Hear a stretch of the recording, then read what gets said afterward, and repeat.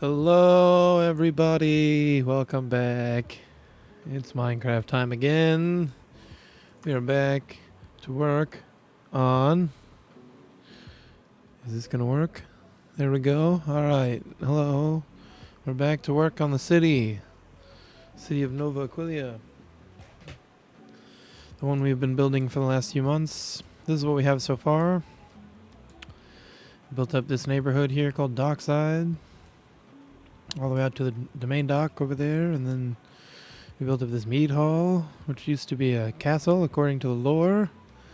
We built up a little jail here. We built up the main meeting hall of the city. And we started working on this fortress. We've got a little section done over there. Got several towers done. We got this little section done here. We're starting to work on this main wall. Last time we got to work on putting this wall in. This big old chunk of wall here. We ran it all the way from this tower down to the next one there. Today what we're going to do is work on kind of the base of this tower section, where it's going to meet up down here and how that's going to work, and then bring it around to this side. And then we're also going to work on the base of this tower as well. We'll probably actually start with this one and then copy what we do over there into that corner, because this is going to be the one that we'll actually see. So I want to do it on the one that we'll actually be looking at, instead of the one that's going to basically just be a few blocks of the corner visible.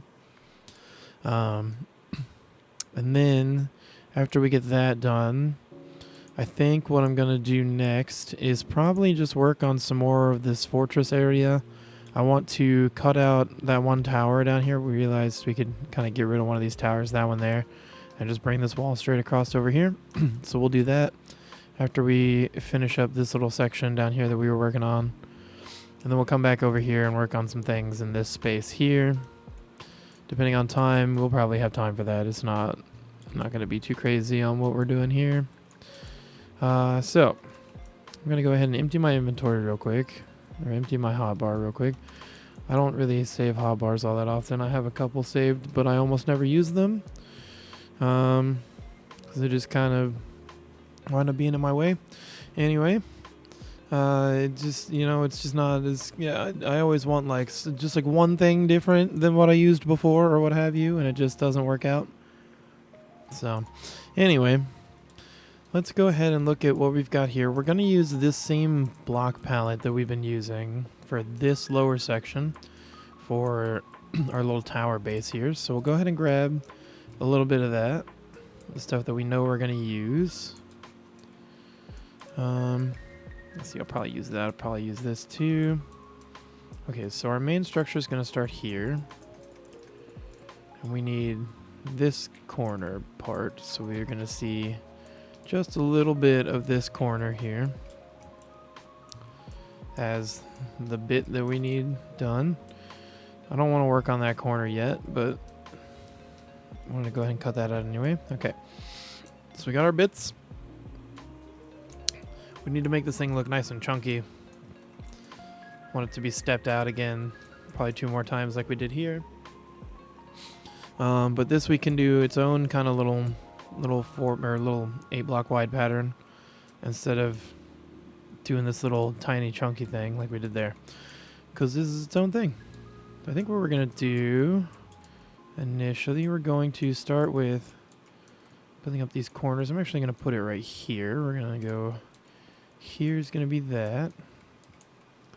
Gonna put our little skull shaped block, which is actually the chiseled deep slate, just in this resource pack. We're going to run this down here. We're going to do the same thing here. We're going to run it down. We're just going to run it down to there, because we're going to kind of build a little base at the bottom, kind of into the wall here. We're going to make this look like it kind of sticks out a little bit more there, like we did in these towers over here. And that one over there. And I think we did a little bit over there as well. Anyway, so there's going to be our kind of first little bump out. And I'm going to do the second one with the polished black stone down here. So we're going to do it opposite of what we did over there. Except for right here, because it's just going to run right into that section. So we're just going to leave that. Because I think it'd look a little bit weird if I went ahead and put this corner. Well, you know, actually it probably won't. Let's do this. Let's do it this way. Let's go ahead and just see what happens if we put it in. Like that. Well, okay, we haven't finished this yet anyway. So visually that might work. I want to then do this.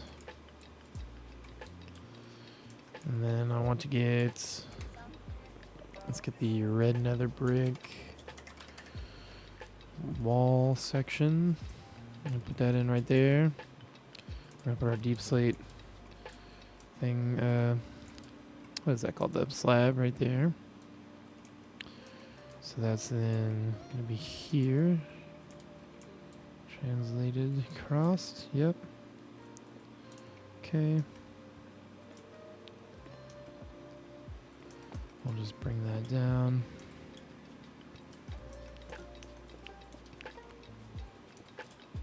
Blackstone down here. Very nice. Okay, now we've got this whole thing. I want to change this over to being the brick in the center section here. But I don't know how I want to do this entirely yet. Let's go look at what we did on these. Okay, we did something kind of like this. Kind of a modified version of our corner bit. How about on the big tower? Do we have any spots where we can look at that on the big tower? Oh yeah, that's right. We made the crazy mouth thing. Like we'll see over here. That's right. Like a skull mouth thing. I don't know. Okay. So we can get creative with it then. With our little support. We're going to do, before we get too far into that, I'm going to go ahead and kind of build up a bit of where I want the ground to be. So that way we can kind of have that as our reference points. I'm going to do it like that. Actually want to change the flow of that. So we'll go ahead and just close that off real quick. So that'll do its thing. And then we'll come back and mess with that again in a minute after we build this out. Because when I build this out fully, I want to make sure I have like a little channel for that to run down over there. I just wanted to get this kind of base level set in where we want everything to sit.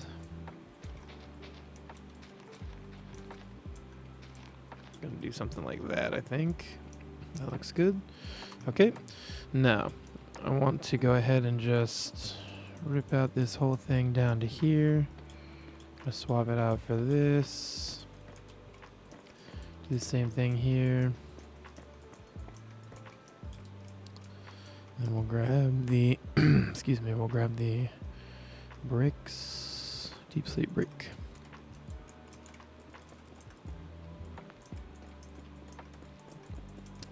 This is just going to be our kind of filler block for right now. This way, visually, I can start thinking about it differently.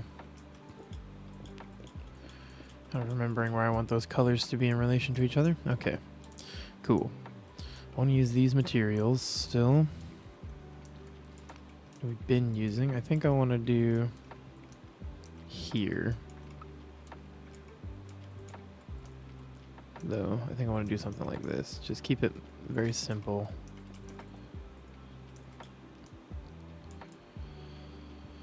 I want a little more than this, obviously. But I don't want anything too crazy.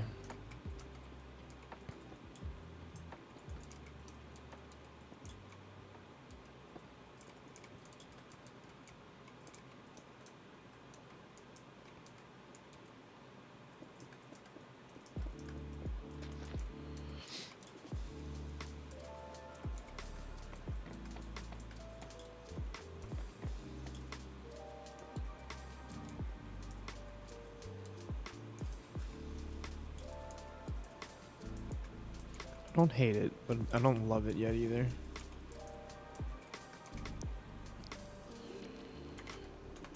Blackstone, polished blackstone stair.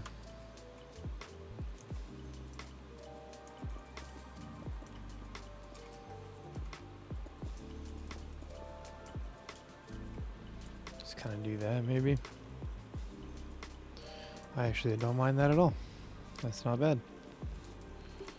Then we can do like a lower version of this kind of jut out. Let's do it here. We'll just kind of set it like that. That looks good. Okay.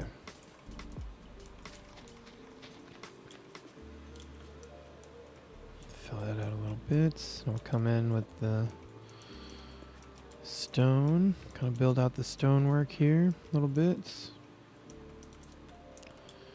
Gonna wind up filling in this whole area. I want to make this look like it actually would support this here.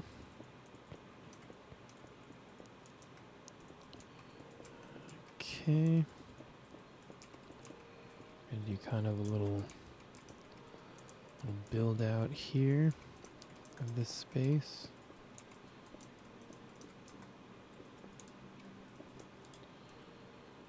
Okay, I kind of like that.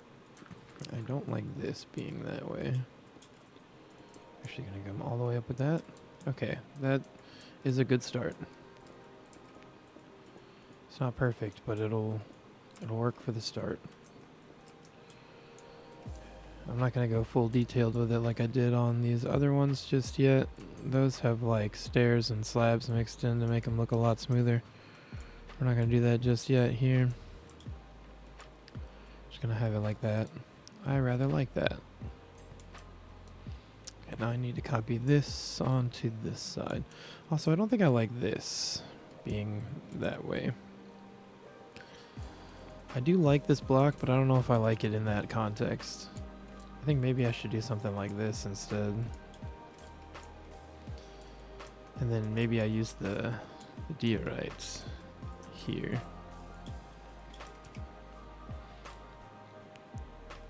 Instead. Something like that. Maybe. That's okay.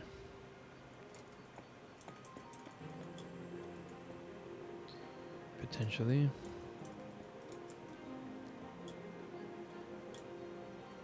Yeah, okay. That's not bad. That makes me want to change this block though. How does that look with it being white there? No, I want to keep the red. The red is better. But I almost want to change up this section now to be the diorite. Let's grab the stair form of that and see how that looks down here. If we just did something like this. Give me that full block again. Okay, that's good. I like that. Here we go. I want to do something like this as well, I think. No, give me the red. Give me the red. Let's try the red block in here. How's that look? Well, that's much better. Much better. Okay, we'll do that.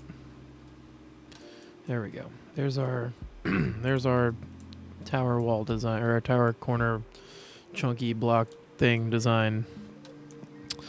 Now that I'm looking at it, I want to change this all to being diorite as well, actually. From being this.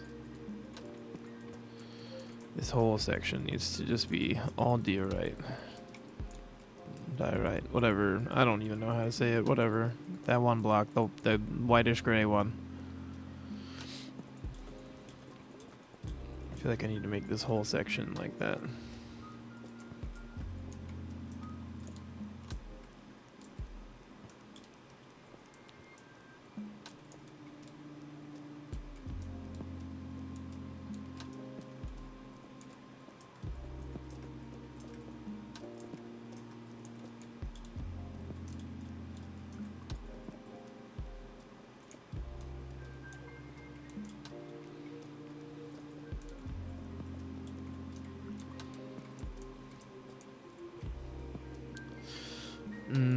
Yeah, that's kind of better.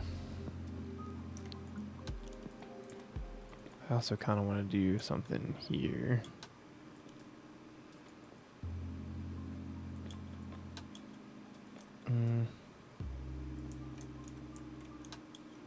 Yeah, okay. We're gonna do that. There we go. Just a little bit more something in there. There we go. I like the white more than the dark, I think. Get a good look at this again. I mean, the all light colored is kind of nice, but then I'd want to change this inside block to be in the... We can do that though. That's easy enough. We can just change this to be in that.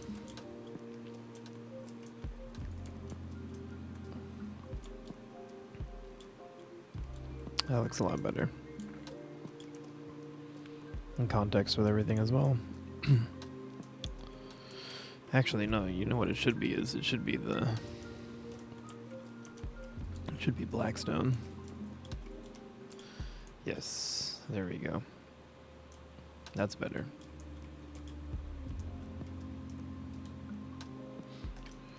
That is much better. Cause see, then it ties in with what we have up there a little better.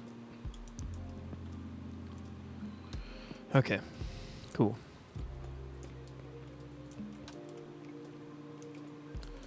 And see, we're only gonna have this style like this in this, basically this one spot here, and then the inner corner over there. And then we won't have this design anywhere else. Because this is the only part of the fortress that has these big square towers like this. And the other big square tower has its own design. That makes it different. That's this big square tower over here, which emulates the other round towers much closer. Right, so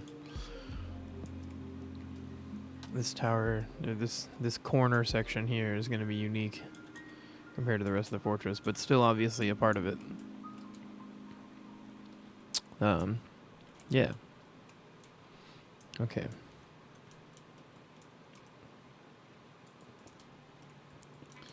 Almost like this part was built at a different time period by someone else.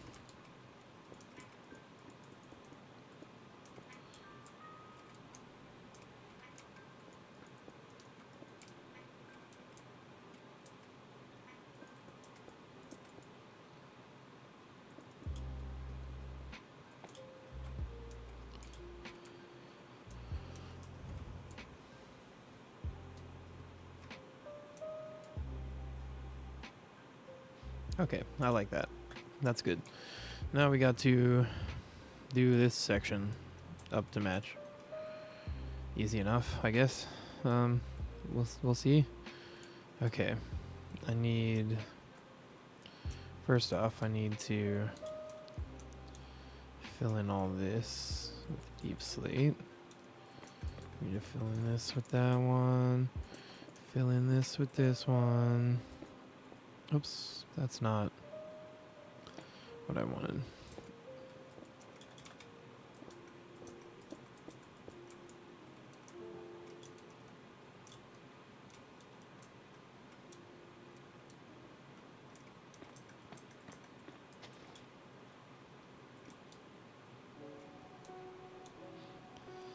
Okay, good.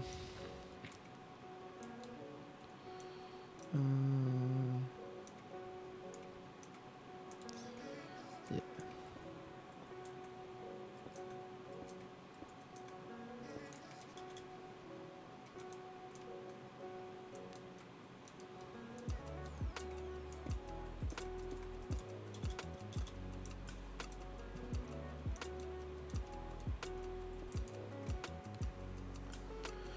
Okay, so there's that section.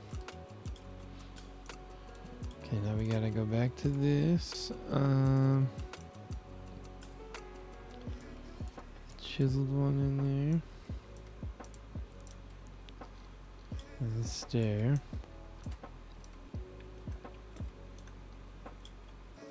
We have that. Okay, then we have...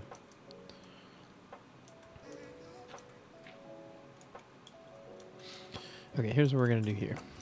We're gonna build up this wall a little bit more on the inside here, so that we don't have to do that.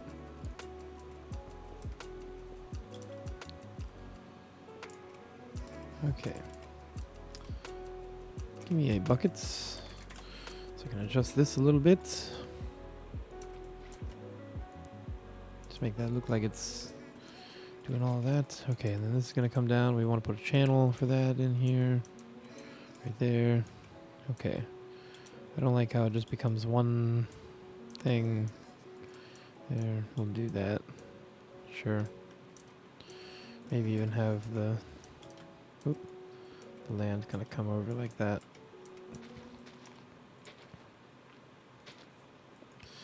I don't know. Maybe. We kind of adjust this a little bit, I guess. Something like that, maybe. Oh, oh. Everything good? I hope it's just the realm lagging. Jesus. That's no good. Can I adjust this flow a little bit more? I just wanted to.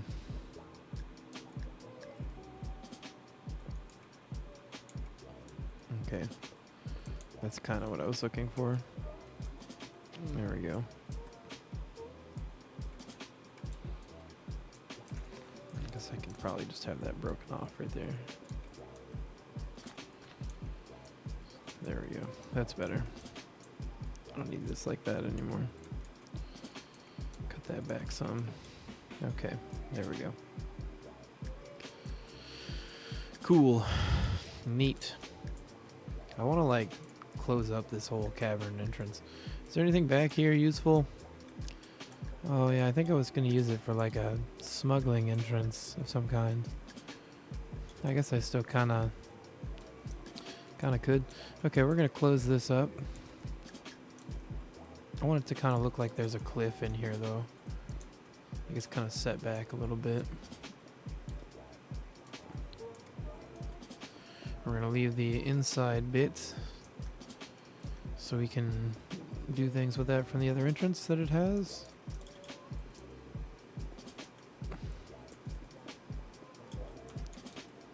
Okay, let's build this up here. And then we'll go outside and fiddle with it a little more. Make it look smooth. Like it belongs.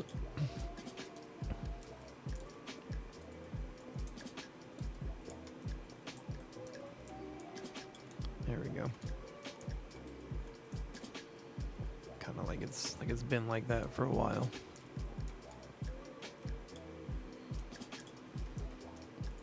You a little bit rough there. Okay. There's that. Now completed the corner of the tower. Coming all the way down. I like that. I didn't do a two-tone like I was going to do, but I think it looks neat anyway. So whatever. Alright. I guess we need to bring this corner design over to the other side. Luckily, it's really easy. It's only a few blocks. Alright. So, first off, let's give this thing its full corner that it deserves to have.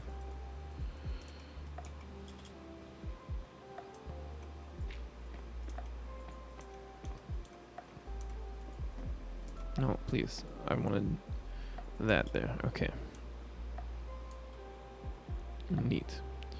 Now it's one block underneath that cut in. Yep, got it. One block underneath the cut in. We go, hey. Nope, we go up. There we go. And then there. Okay. And then we run it down. And we run it down. Okay, and then at the same height as these, we go, hey. There's another, yep, there it is. Okay, and then we go down. And we go down. And then at the same level as that. We put this, and then we put that, and then that, and then we do these things. And there's the corner. Ta-da! Amazing. Oh, excuse me. Whew. Okay. Now let's put in this design the way it's supposed to be.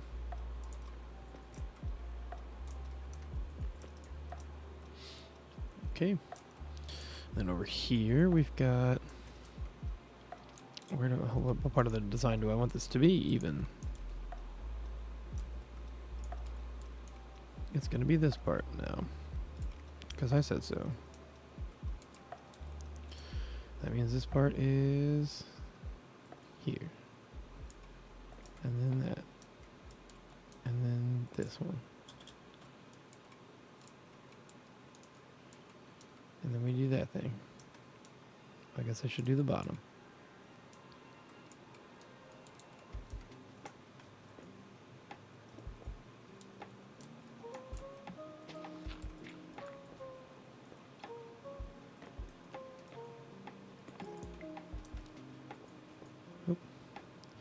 Fix that in just a second. Sometimes this gets very fiddly. Doing the things.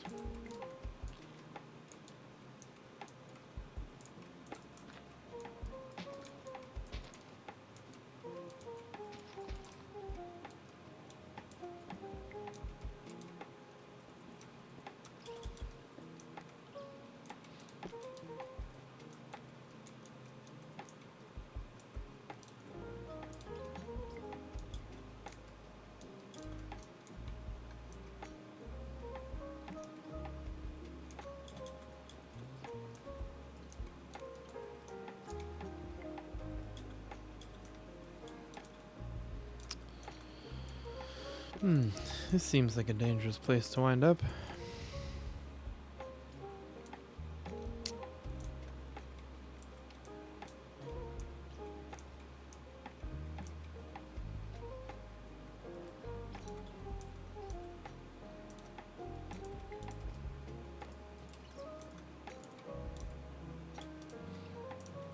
How can I make this work here?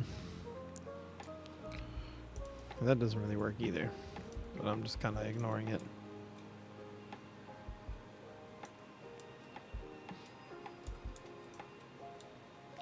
There's not a problem over there.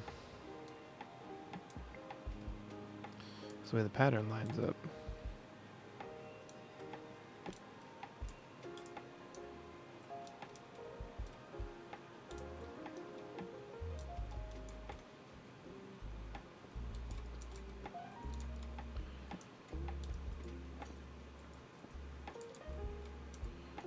We're gonna fake it and do a faked part of the pattern that doesn't actually exist, like that right there. Okay, just to block off that little section and make it behave the way I want to. Fixes that problem there. Okay, then we have this corner to deal with, and this transition here, which I obviously can't have. Well, I guess I can have this on the corner, can't I? Or it'd be this. It'd be this one, then this, and then that one. Bit unorthodox to have that on the corner, but we're doing it anyway.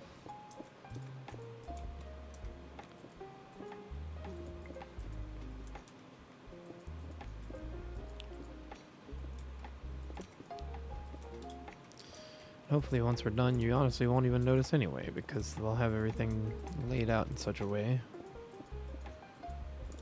There'll be so much other stuff going on. You won't see it as a negative. Okay. It's kind of wild that I just decided to wrap that right around the corner, though.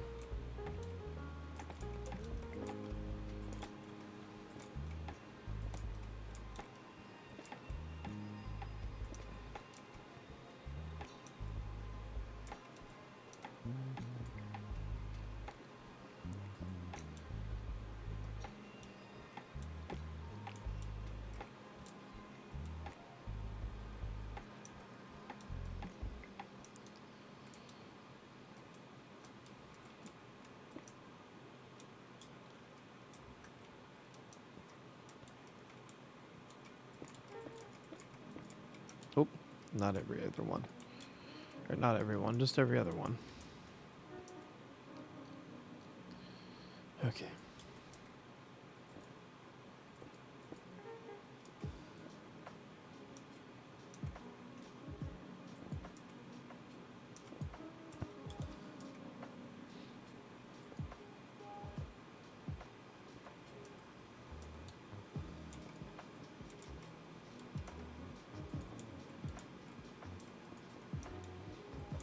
Okay, we're just gonna cover that up right there. With that. Another one of those. Nobody's really gonna notice because they're not gonna be looking that close anyway. Situations.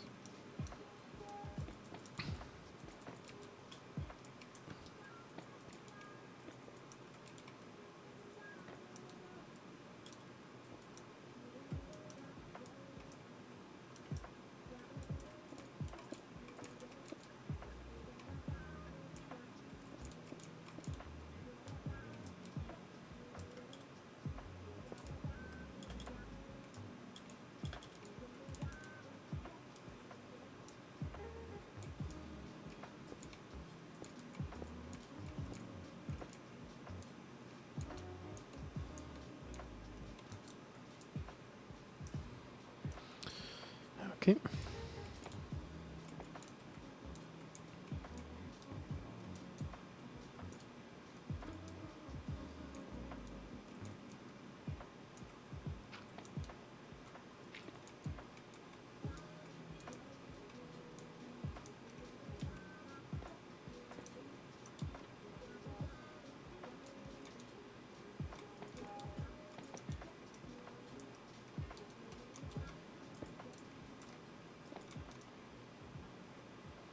Okay. There's our little wall section. Well, let's get the stair in as well. That's crucial. We gotta have that. You know, that's really important. We're gonna do it over here. It blends right into the sidewalk there. Okay.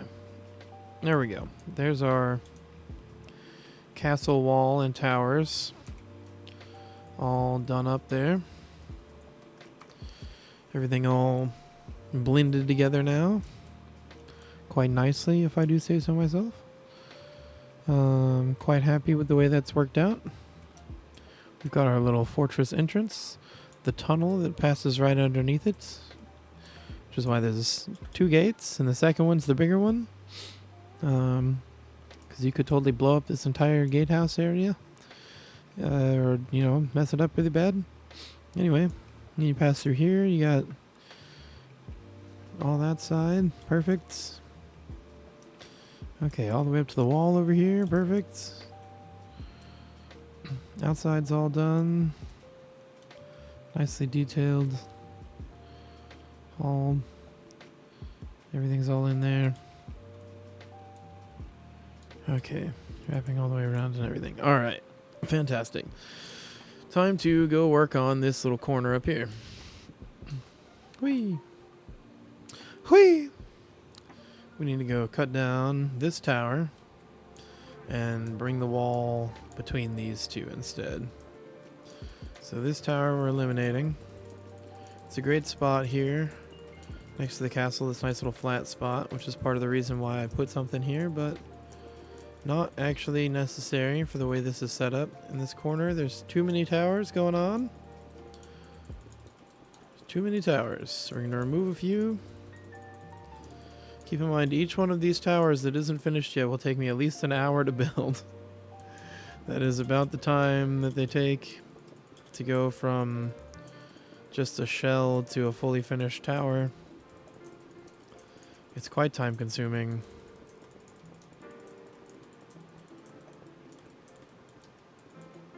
While they are enjoyable to build, I don't really need them all, so we're gonna cut a few of them back. And then I also want to cut off the top of one of the towers over here and have it like broken, crumbling down. I think it's that lower one there. Yeah, that one there. This one right here. We're gonna break that one. make it all destroyed and stuff. We're cutting back on some of the excessive towers here, adjusting the layout of things. That other one I don't want to eliminate completely, but I do want to break it. Give it some battle damage.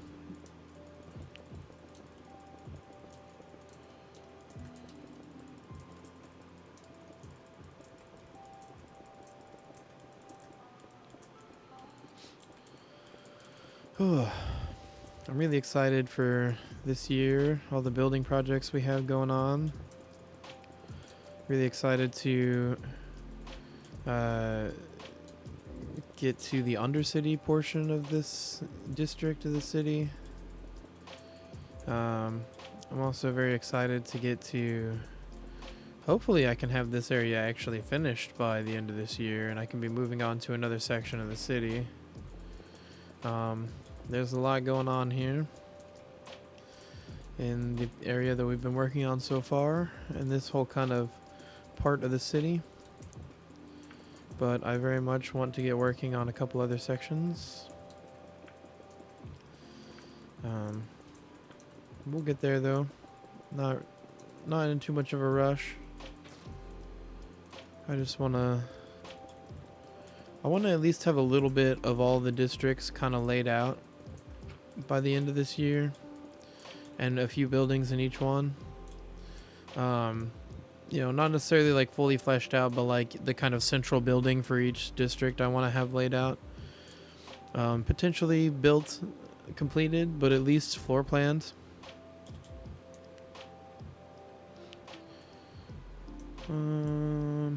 Okay, I really don't like how I have these two close together like that as well. But if I was going to eliminate one, it'd be this one. And then just curve this wall in to meet that. I think I might do that as well. We're going to keep this tower. We're going to get rid of a couple of them. Other ones we don't need. Just kind of ease up on the defenses on this side. This is going to be where the farmland is. And there's also just kind of this natural barrier of the castle, or where the castle is built. And the fact that there's going to be fortifications all along in here anyway. It's not like you could really easily bring siege weapons up this terrain here anyway. So I wouldn't have to worry about that if it was a real castle.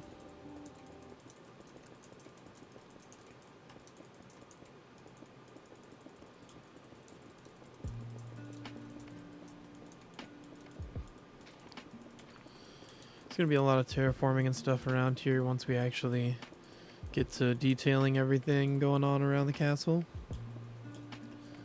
Around the fortress, the Citadel. Yeah.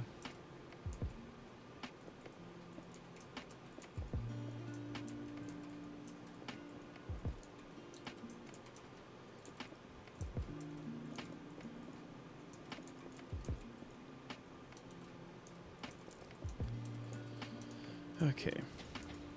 Just gonna kind of make a short wall here. So that way we can kind of keep track of where everything is going.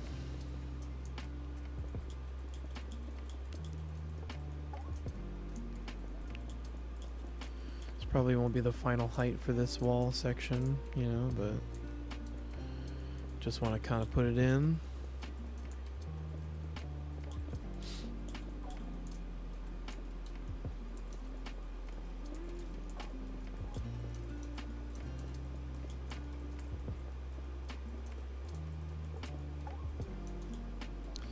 Okay, there's our new sectional wall there. That looks a lot better. We're going to eliminate this tower now too. Just going to rip this one out.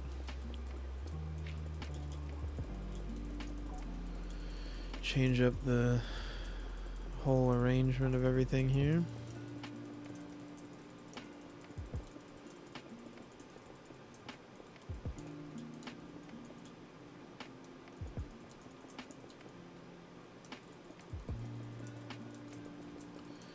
This is one of the reasons I didn't want to get too far along on building all the fortress area yet. I've been kind of hopping around because I wasn't sure if this was, you know, kind of the final design I really wanted to go with for it. I may adjust a few more things as we go along. A lot of stuff is definitely going to change as we go into the finalizing steps. Even if I have like a skin in a location, and some of the walls might get adjusted, like this section is going to get readjusted to be more symmetrical. Things like that.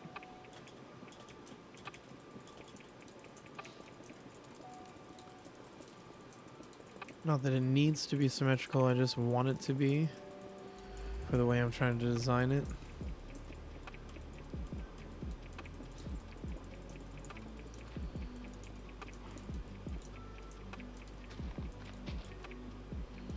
Basically want to make it very difficult for people to get around. If they were, say, trying to attack this area, you know, realistic in some senses.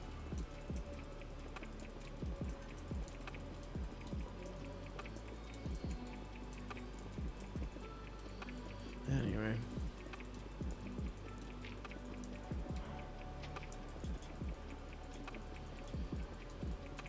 Just, you know, happy to be building.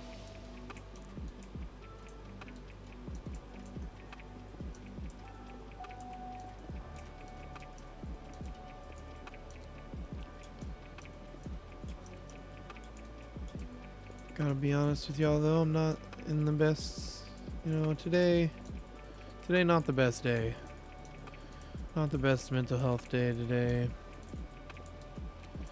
I'm existing, but I'm not feeling too great mentally.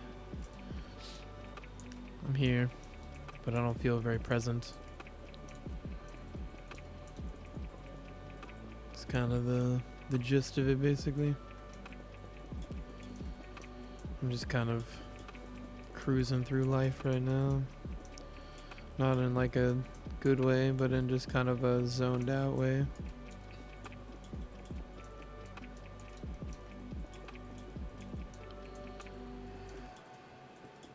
Things are very strange right now. A lot of unknown things going on. A lot of instability in my life currently. Makes things rather difficult.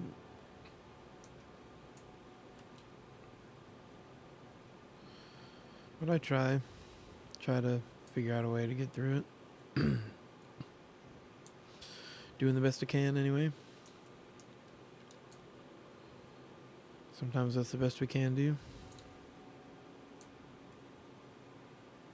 Okay, that looks a lot cleaner now. Alright, now this tower that I want to break. Let's cruise on over here and get to looking at this.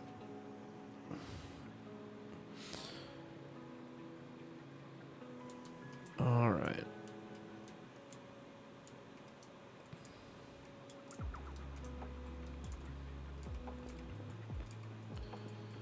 I think I want to cut through here. Like a nice 45, just right on through the tower.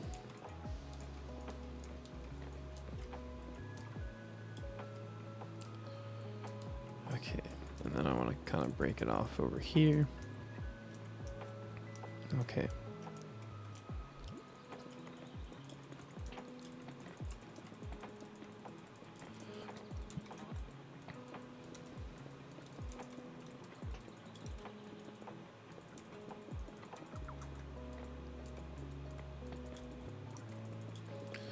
Gotta start by kind of just stripping off this corner. I guess everything above here can just go. So we're just gonna break all of that.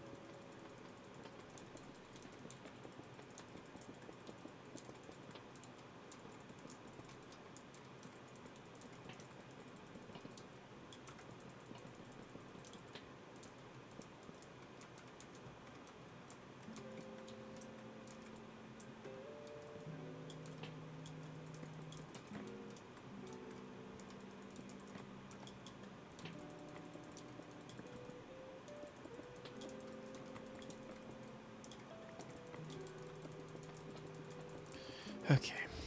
Kind of just trying to sort out how I want this to be broken. I definitely want it to be more broken on this side, I think. Over here. Because this is kind of the side I want it to be like having fallen this way.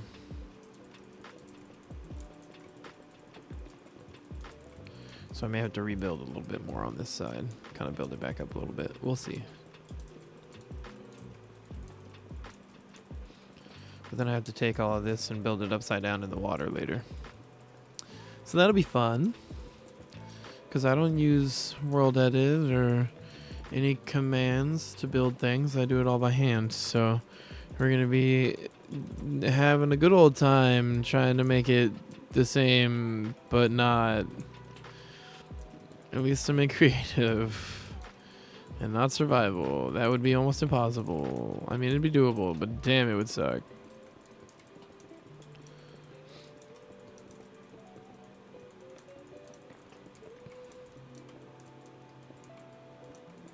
Okay. So, now we've got kind of a bit of a broken tower here.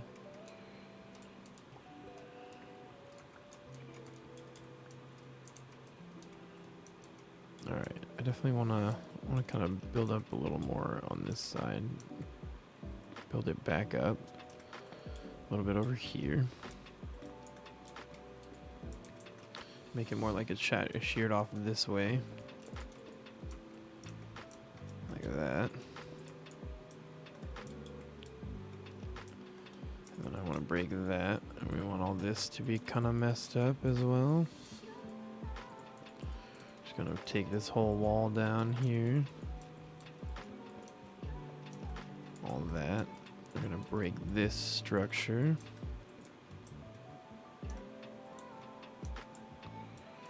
Okay. We'll kind of put some of this floor back right here.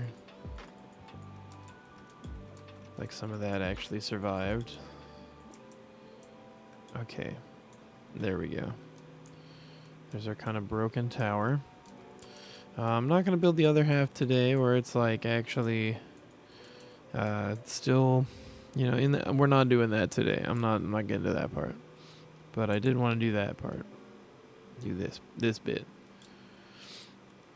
So that we have that broken tower. Okay, so now we have the broken tower. We got those two towers. We got that one over there. We got these two down that way, which are important. We got that one, which is a part of that. This one here, which is a staircase. That one out there on that point, which is alone. These three over here on this corner to help defend this side. Okay. I think we're good on walls and towers for that. Anyway. I think that section is okay. All right.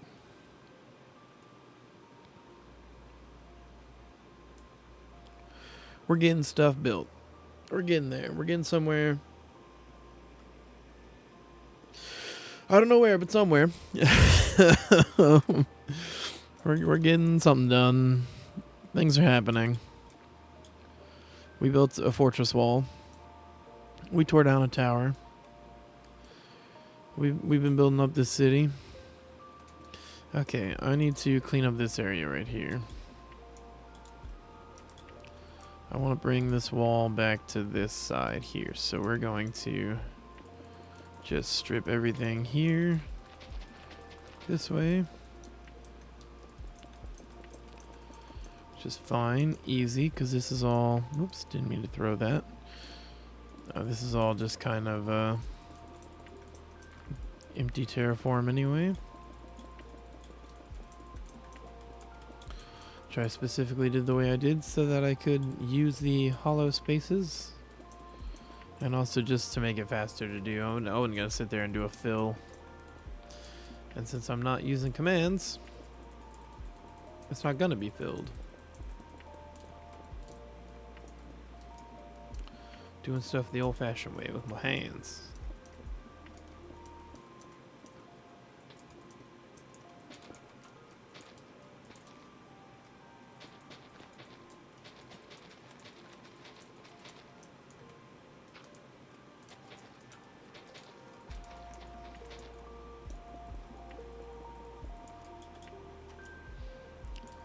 Okay, rip this out.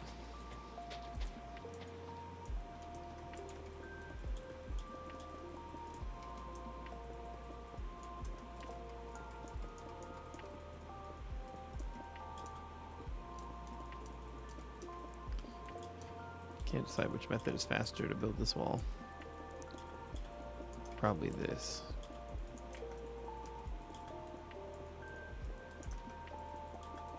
It's less flying and stuff. Okay. There's that. We've got this coming around here. Okay.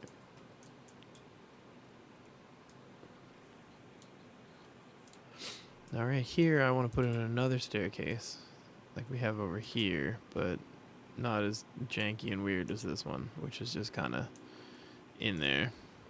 It's kind of shoved in here. We're going to put it in a better spot, because now we have more control over it. Is there really a slab? I didn't grab the full block. That's also the slab. Come on now. Whatever. I guess we're doing it that way. Okay. So. Whoop. Here's the space where the stairs going. Right here. We're going to start it here. And we're going to start it right here.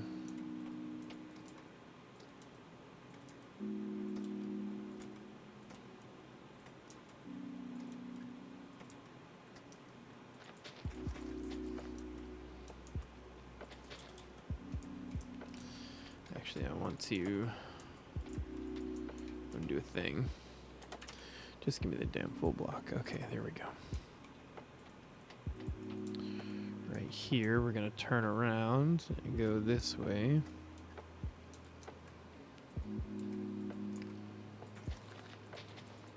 Okay.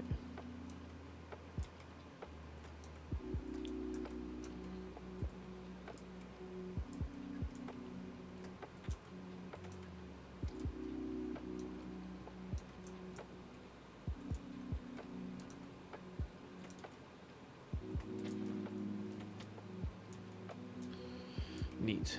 There's our stairs.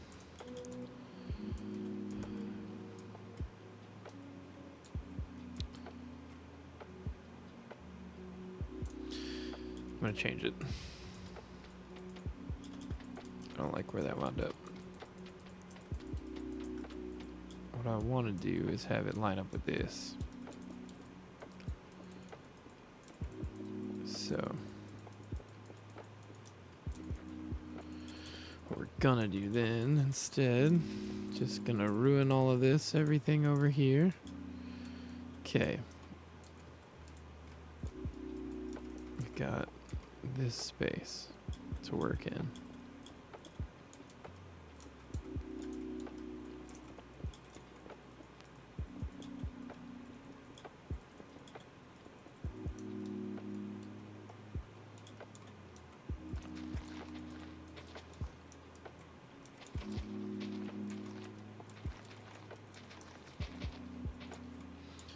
Okay.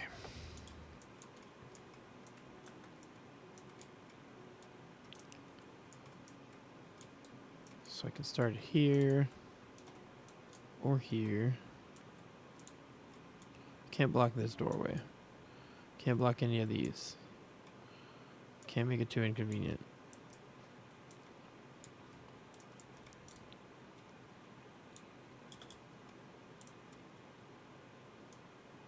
What if I do... What if I do this? We're gonna go like this. We're gonna do a double staircase that comes out like this.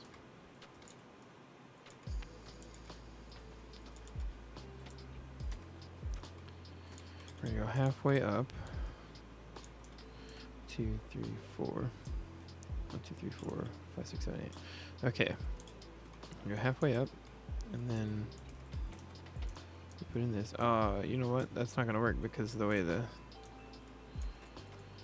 Okay. I can do this design. I just have to push this entire wall back a whole nother block. Or, well, not really. I have to do something special here. It's going to be a little annoying, but it's okay. So the staircase area is going to be a little weird here. It's fine. We have to chunk out all this here. Build a whole custom section here. Okay, so what we're going to do is have wall to however far it goes. I don't know how far we're gonna need, so we're just gonna throw it over here.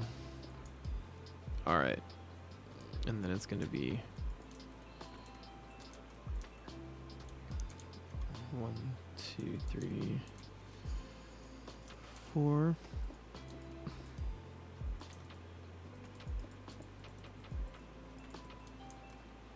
Okay.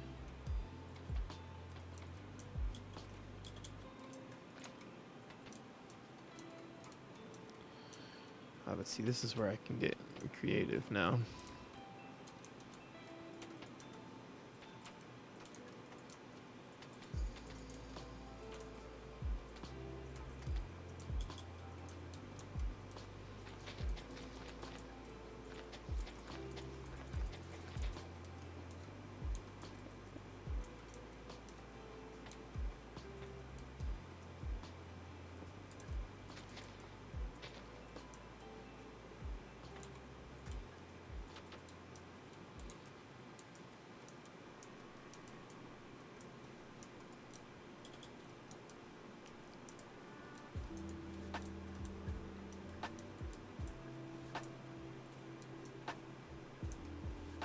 Okay, there we go.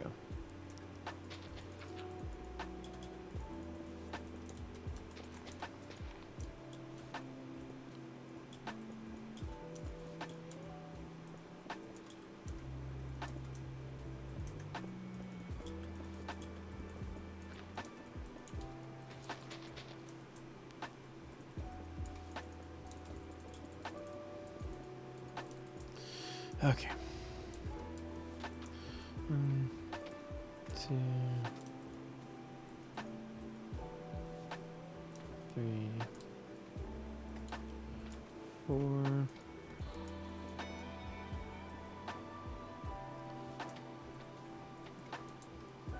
That's this, and then that, and then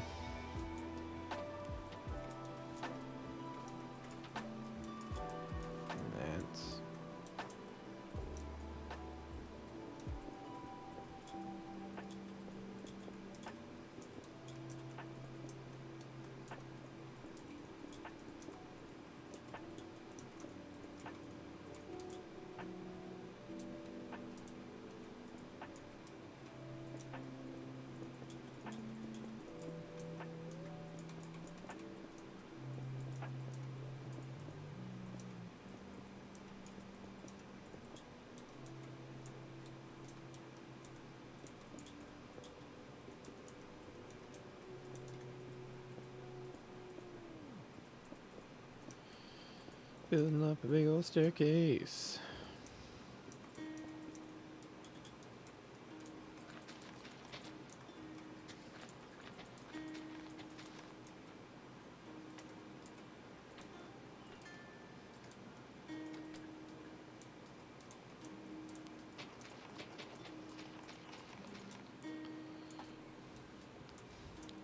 Somehow made it even less convenient to get to where I was trying to get to.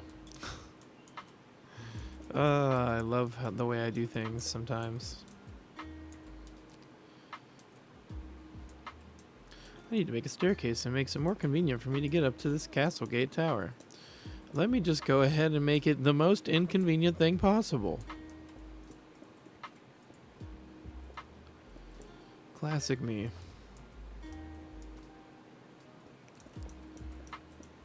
Focusing more on what it looks like than how it flows.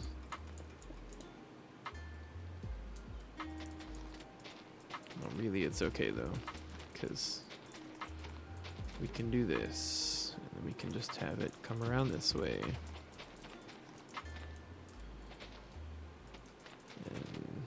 And then do the thing. There we go.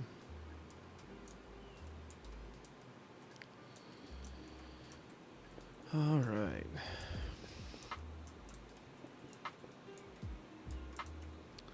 Sorry, I'm not really talking a whole lot. What's up, Prinny? I just realized you were here. My bad. I was super zoned in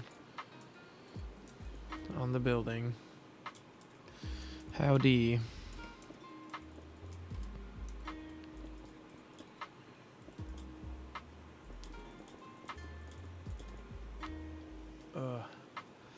I'm having a bit of an off day today with the old mental health. So I'm just kind of existing.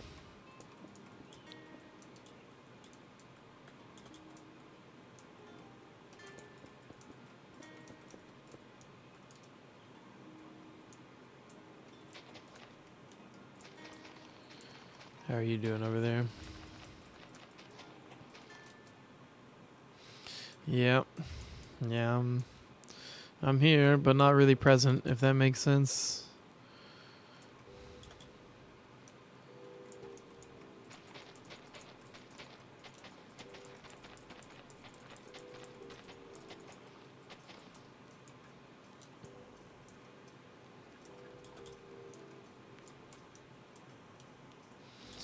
Yeah. Yeah. The old mental health issues. The fun part about living, yep. Exactly. Exactly. The bit nobody told you about. The fine print, if you will.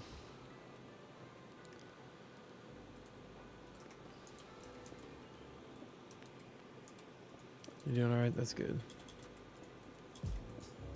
Oops. Hello, sir.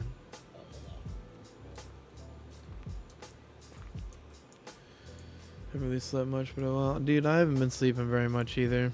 It's not been great.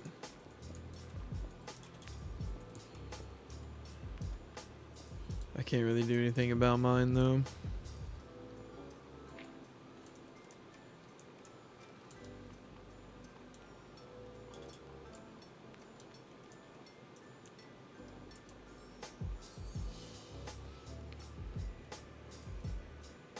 Ugh.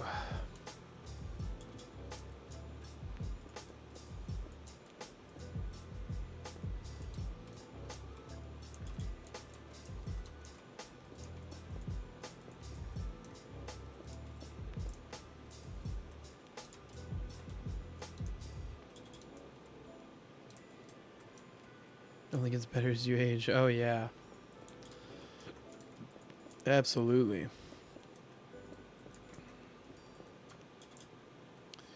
Start popping joints every morning I didn't even know I had. Just trying to get out of bed.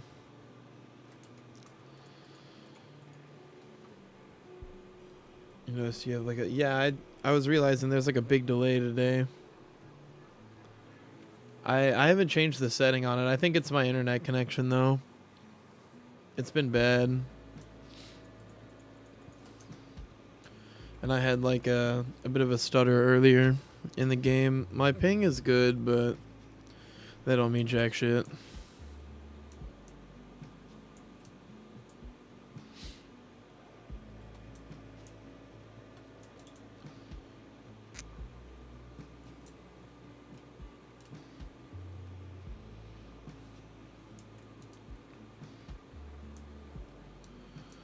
Okay, well that took up a lot more of that space than I wanted it to doing that. But that's okay. I can build into this mountainside a little bit. I want to build a big L-shaped barracks building that's very similar to this one over here. So I like the way this one came out. This one's great too because it's got the old jail cells in it. I don't know if you're here for this one, Prenny. The old jail cells. Nowadays, you stand, you're popping every bone in your legs and probably your back. Yep, exactly. All the bones, crickety crack. You weren't here for that? Oh, yeah. Yeah, I built up this this place, and then we got, like, on the second floor is, like, the guard housing. So there's, like, a couple of rooms over here for, like, the higher-ups. But the, like, NCOs, you know? And then we got, like, the, you know, just kind of your regular dudes here. And then we built some housing over here for, like, officers. But I didn't finish out the insides. I just put up the structures. I will flesh out the insides, I just haven't yet. Haven't gotten around to it, so that's what we get for now. So I'm gonna try and copy something like that up here-ish in like a big L shape. I don't know how far along on that I'm gonna get today. Internal decorating can happen later. Exactly. It's gonna be done, but it'll happen later. In a lot of the buildings as well, like some of the ones we built over here, like these houses and stuff, I left them empty so that way people could move in and build them the way they want to, you know?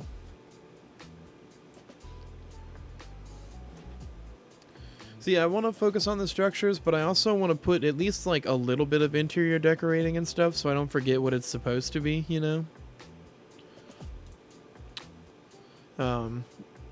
Because like sometimes, especially when I'm building like I did over here, all the buildings can start to look the same and then you start forgetting what you wanted to have where sometimes. I would anyway, because I have bad memory. Due to a multitude of reasons, but primarily a bunch of fucking TBIs. Which is super fun. You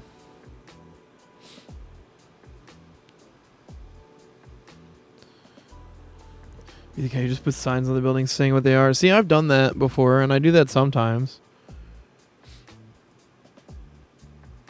But yeah. Hang on, I got some messages I need to respond to real quick.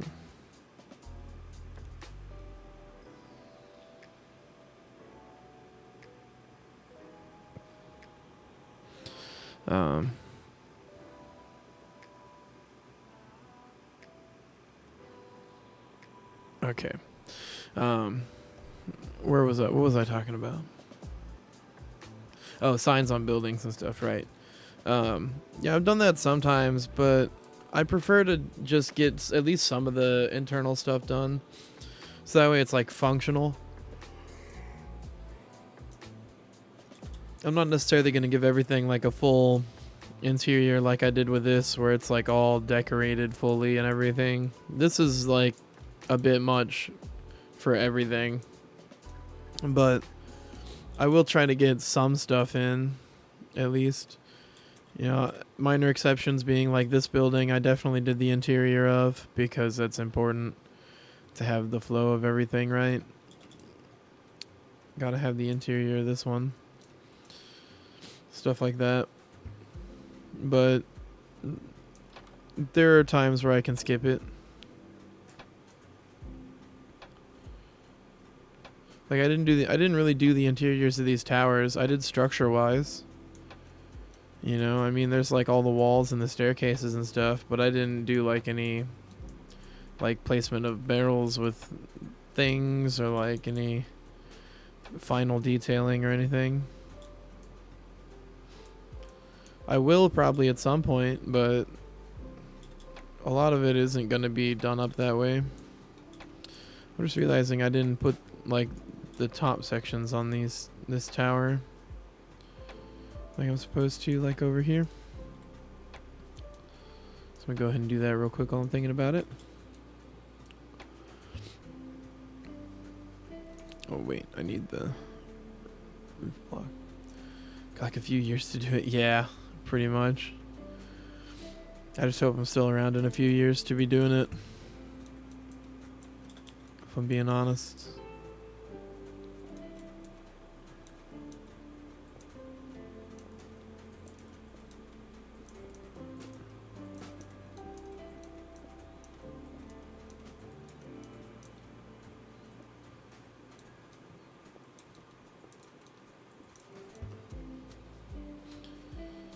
I'll be here, you'll make sure of it.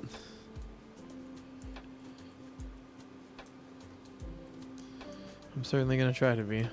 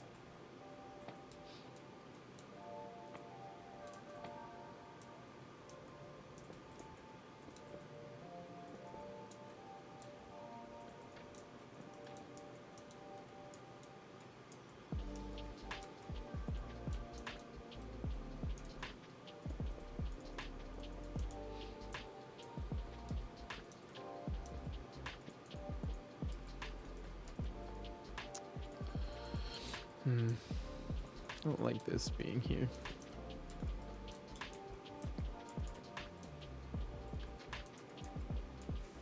And I can't do that the way I want to.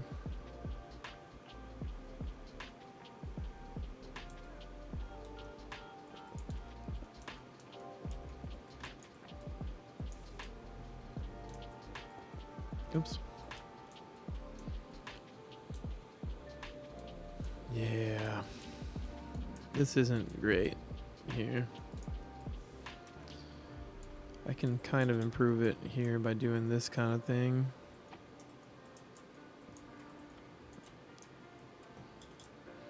Still not optimal, but functional kind of situation.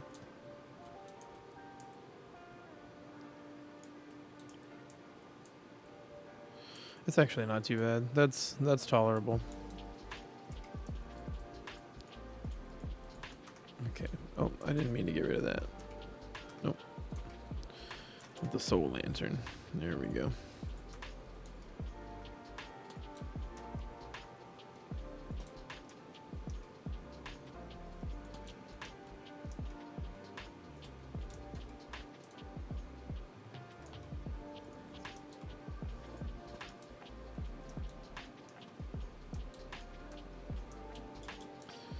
Okay. There's that. That's got an upper bit now. Alright. There's our big wall. Our little fortress entrance section. We cut down that big old tower over there. We cut down some extra towers. Adjusted some walls. Set up the staircase. Time to start working on this building here. But first, I'm going to take a little bit of a stretch break and go grab some water. I will be right back.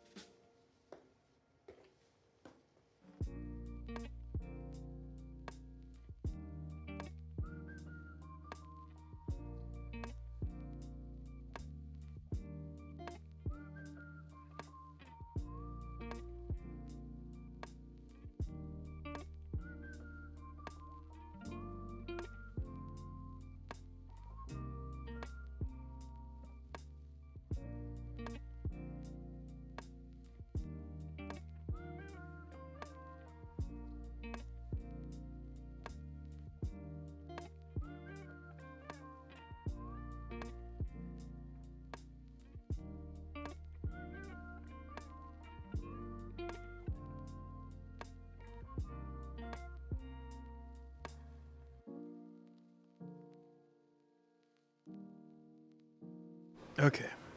Okay, I'm back. I'm back, everybody. We're back. We're back. I just realized all of these iron golems are sitting in the pool together. They're just hanging out. Just hanging out in the hot tub.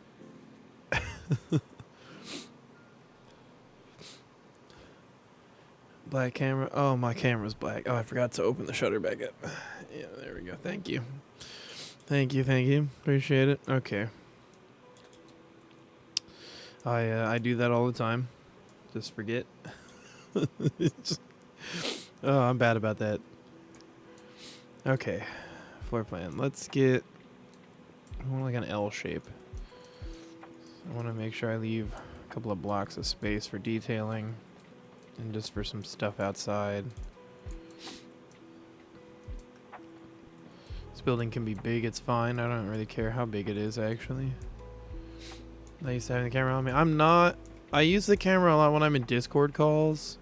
But I forget to flip it back on all the time in that when I'm in calls. So it's just kind of, yeah. It's funny, I used to stream with the camera when I started streaming on YouTube, right? But then I stopped using the camera because I was like, oh, it's like, honestly, it's kind of annoying to have a camera on you all the time, you know? And like, I know that it increases engagement pretty heavily and stuff, but I just kind of don't like having a camera on me all the time. Yeah, that's pretty much it, really. I just don't like having one on me, like focused on me all the time, and so I don't use it very much. That's why you see, yeah, that's why you see a lot of VTubers, because people don't like having a camera on them. That's why when I started in entertainment, I was doing like technical stuff. I started like, aside from when I was doing music performance stuff, it was like all tech work. I did theater tech for 4 years in high school, and then I did film stuff outside of that, as well as more theater work. And it was all like behind the scenes stuff, because that was the part I liked the most. I liked doing being involved, but not having to be the talent. But now I am the talent and the behind the scenes. I'm the all of it now. Which can be a little bit irritating sometimes, honestly. But that's just how it goes. You just gotta roll with it. One man show, pretty much, yeah. I mean, I have one person who helps me, but she's not always available to because of her work schedule, right? So, she's kind of my moderator, manager, motivation to keep going person, you know. But still,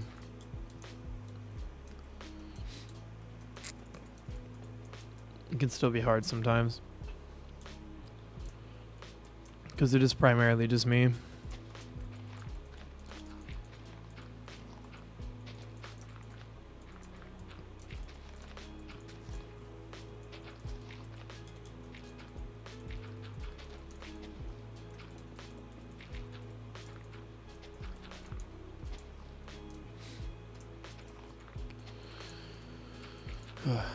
Especially when it comes to like running my YouTube stuff, I'm the only one dealing with that.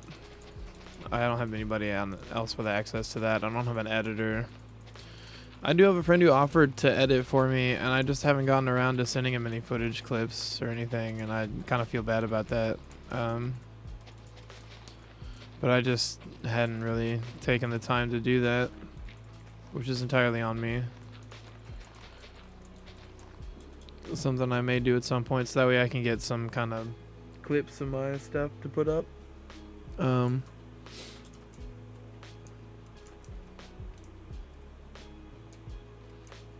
think I get away with this much corner here. Yeah, so I do need to get on that, because clip content is so much higher viewed, and if I can get my stuff out there on shorts at least, or like short form, like we're talking like 25-minute or less clips are cut down instead of a 2-hour stream VOD, 2-3 hour stream VOD, I'd probably have a lot more viewers YouTube Shorts is great. I also, honestly, I want to be able to cut it so I can drop it on TikTok and Instagram too. Not that there's a whole lot of like, there's not really a huge community for that on those platforms. I still want to do it anyway. YouTube Shorts is good though. YouTube Shorts definitely works. I don't know what the like engagement rate is like on Shorts though. I need to look up a little more on that and see. You watch a lot of Shorts yourself? I didn't used to, but I've slowly started watching more and more Shorts as people that I actually enjoy started making Shorts, you know? But I think short form content in general, short form vertical content is kind of definitely like the direction that content creation is moving right now. That's not to say that like the other stuff is going away. It's definitely not, because on the other end we also have podcasts which are like an hour to 5 hours long, you know? So it's like you have that. It just doesn't seem to be much middle ground these days unless it's episodic TV. And I don't like episodic TV, but what I do kind of is episodic anyway. You can tune back every week, you know, 3-4 times a week and know exactly what I'm going to be doing pretty much. But like still, I don't know. I don't really like that kind of content. It's not like somebody can't join later on and learn about what we're doing here and like understand everything, you know. You don't have to start from the very beginning to know fully what I'm doing. It's not a build tutorial, though you could use it as one. It's just me building and blabbing about stuff. You like longer videos when you're doing something else and need sounds happening in the background, but you don't want to switch to a different video every 15 minutes. Exactly, dude. A lot of people put it on when they're studying, or like they put on long form content when they go to sleep. I'm one of those people. I put on like Warhammer lore videos and stuff, you know, at nighttime. Just like, and watch those as I'm falling asleep. Cause, yeah. It's I need some kind of sound, like white noise or something. I have really bad tinnitus. And if it's really quiet in the room that I'm in, I start getting like this deafening roar of tinnitus going on, which is awful, and it keeps me awake. So I just have to have something, some white noise or something.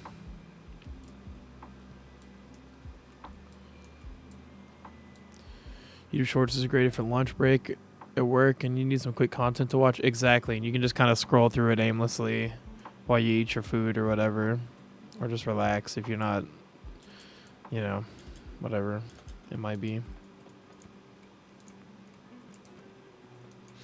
Yeah, how big do I need to make how tall do I need to make this? Let's see, is 1, 2, 3, 4, 5, 6, 7, 8, 9. Got it.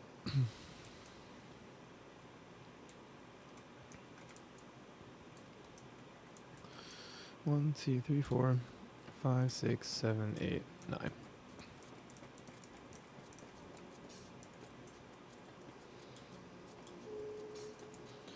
I also like, I don't necessarily use like Shorts for it, but in the morning before I get out of bed, like I check all my messages and stuff, and then I wind up aimlessly scrolling like TikTok and Instagram for a little while, for like an hour. And I know I'm not the only one. Or people like pull it up when they're pooping. And watch people on the toilet, you know. I know that's like a whole thing.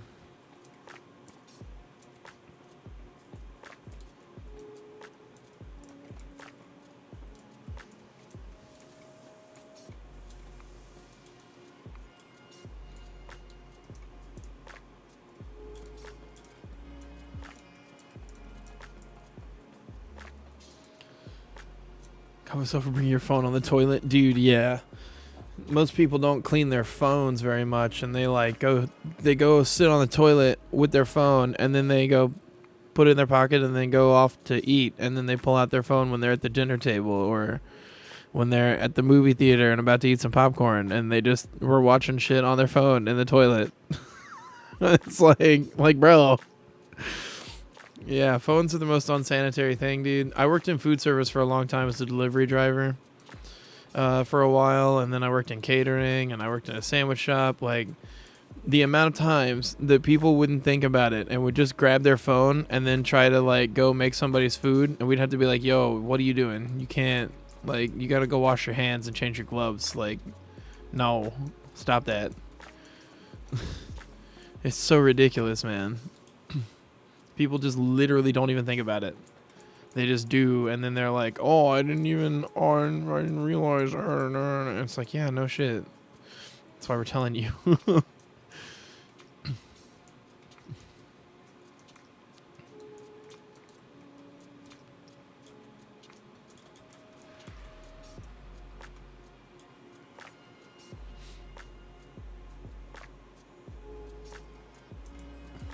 But yeah, I do find it frustrating how unsanitary people are with their phones, and they just don't even think about it.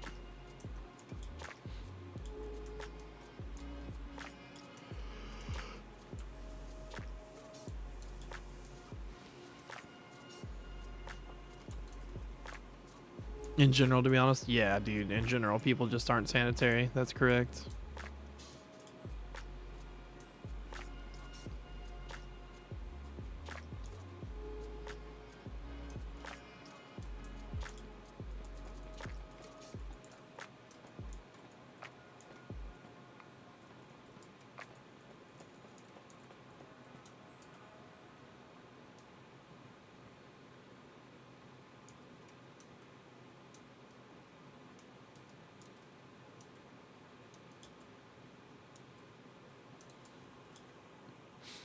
A lot of people don't wash their hands after they take a piss, or they, like, rinse their hands but don't use soap.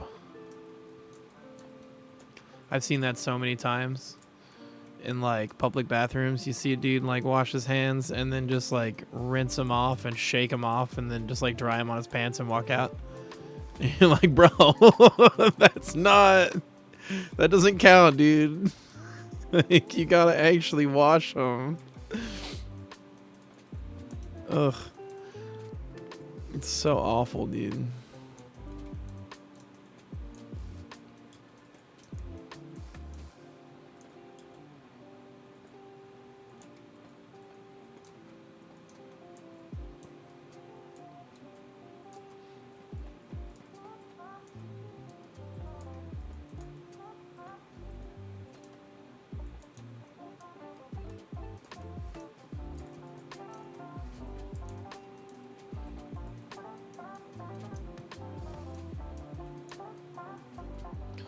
Put soap on their hands but don't apply it correctly? Yes.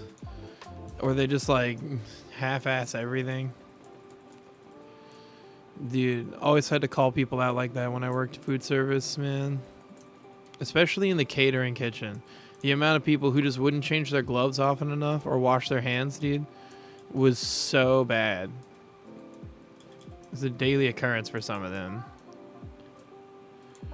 What's the point? Exactly, dude. What's the point if you're not doing it right? Honestly, like, working in catering and working in food service made me disgusted with, like, fast food and most food service. Because, like, I know just how bad it is on the food service, like, on the food side. How unclean everything is and shit. It just really bothers me. I know a lot of places don't store food properly. Or they just don't, like, they don't clean and sanitize properly. Because, like, when I started working in the catering kitchen, I started as a dishy. Just washing dishes. And, like, I had to completely restore the entire set of all the stainless stuff. Because it was all just so terribly kept up. And I took the time to sit there and, like, polish it all back out and clean it up really good. So that it looked like brand new brushed steel. And then, like, the head chef was like, dude, I didn't even know it, like, our stuff was this nice. And I was like, it could have been. Y'all just didn't take care of it.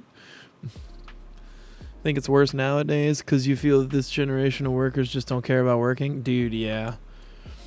I'm going to be honest. I don't like working, but it's not that I don't like working. It's that I don't like the traditional workplace environment these days. And I don't like having to rely on other people for my paycheck. And being from a food service background where, like, if somebody didn't do their job right, it reflected back on me too. that made me really annoyed with just normal workplaces, basically. Like, I hate it. Can't stand it. It's like I'd rather be self-employed or like be solely reliant on my own paycheck, which is so hard to find these days. You were at a fast food joint. It was snowing pretty good, so the floor was getting wet and becoming a slipping hazard. I bet they didn't clean it up either, did they? Just nobody wanted to bother to clean it up.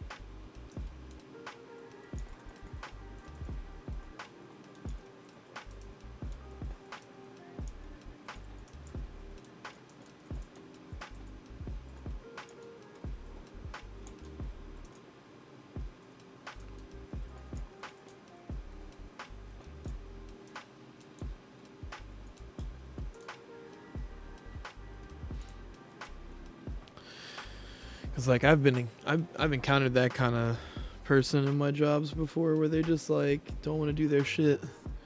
Manager told one of the employees to clean it up, and after some sass, the guy went over to it with a mop and was essentially moving the water around with the mop. Okay, in the argument against that or for that guy, sometimes the mops in a kitchen are just fucking terrible because they're like full of grease or whatever, and like there's just not a replacement. Or like you go to replace it and then the manager bitches at you for replacing something and they're like, "That was perfectly fine. What'd you do that for?" You're like, "No, it needed to be done because it's not picking up water." "Well, you're not supposed to be picking up water with it." "Yes, you are. That's the fucking point of a mop. Thank you." Like, holy shit. It's not just to clean the floor. It's also to clean up water spills and stuff. Like, what are we doing? In the catering kitchen I worked in, we had a giant squeegee. Like for the floor, so when like when there was like a bunch of water on the floor, we would just squeegee it all to a floor drain and then just be like, "Don't trip." Manager told me to get the mop bucket thing to drain the water from the mop, so you're using a dry mop. Yeah, you should be using a dry mop and stuff, but sometimes they're just like not good at picking up water. I've had that happen before, where I just got stuck with one that sucked. This was after a child fell. Oh my god, of course. Waited for the injury to happen, and then they're like, "Oh, might be a liability, should probably fix it." The places I've worked, they would have just put up a caution wet floor sign and then just gone about their day and acted like it wasn't a problem.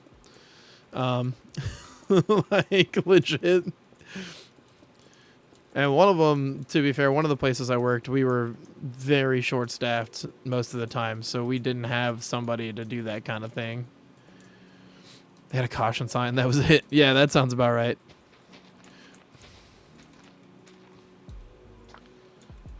Good old caution sign. Child fell. Yeah, that makes sense.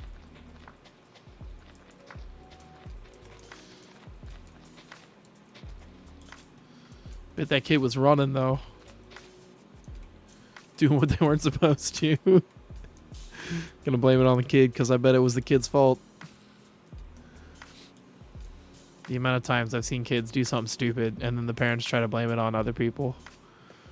It's like, no, lady. Right.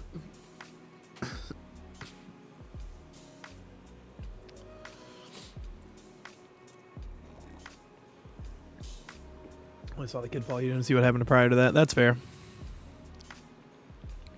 Totally fair. What is this message? Is this important? No. Okay. I mean, kind of. But not like, it doesn't need a response. Okay. Alright, so now we're here. We gotta copy this pattern. Easy enough.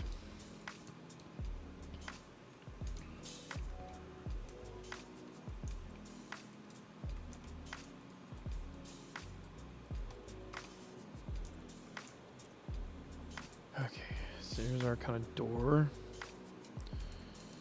situation. Let's grab all the blocks that we need. Just go ahead and get everything. Make sure I got it all. Yep, looks like we got it all. Okay. The door too, I guess. I did the door frames kind of different. What's different about this one? Oh, this one doesn't have this part. There we go. Okay.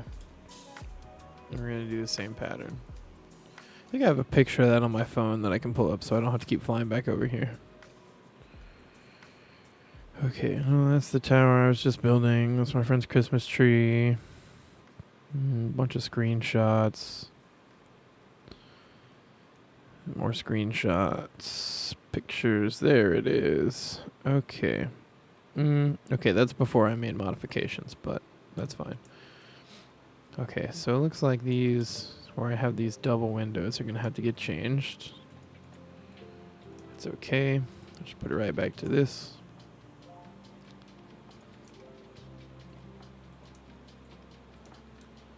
And that's going to go away. We do the same thing over here. That's got to go away. This one's got to be filled in.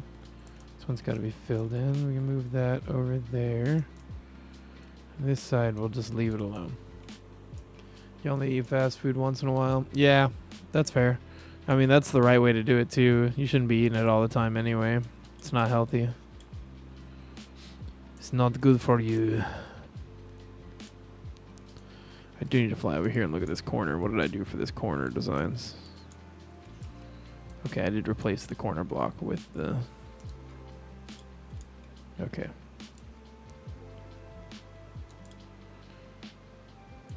I don't know, I'm gonna have to come back for that corner. That's okay. Rudy, fast food day if you could, every day if you could. Dude, okay. For about 6.5 years of my life, I was living with a bunch of people in this house where I basically couldn't cook because if I put food in the fridge, someone else would eat it. There were 7 people living there. And even if I put my name on it and stuff, people would eat it. I worked from 4 p.m. to midnight, so when I got off work, I'd want to eat, and I'd try to cook something, but if I made any noise in the kitchen, including running water, I would be told that I was being too loud by the guy who lived down the hall from the kitchen. So I wasn't allowed to cook at night. Like, basically, once he went to bed, no cooking allowed. So after 10 p.m., no cooking anymore. And then... like, we had people come and go, and eventually it came down to just 3 of us, but I still couldn't cook past midnight, and I still didn't like keeping food in the fridge because I had been so conditioned that it was not okay for me to do so because it would disappear. And then we moved to a different house, and there were 2 fridges. And I stayed with those 2 people that I was living with. We moved to a different house. And so in that other house, I had my own fridge, which was great because then I could just store my own food where I wanted and not have to worry about it, right? And I started cooking again because, like, their bedroom was now farther down the hall, so it wasn't a problem that I cooked whenever I wanted and shit like that. And I finally got back into the habit of cooking stuff. And then I moved here. And now if I try to eat outside of the times when everyone else wants to eat, I get yelled at for that.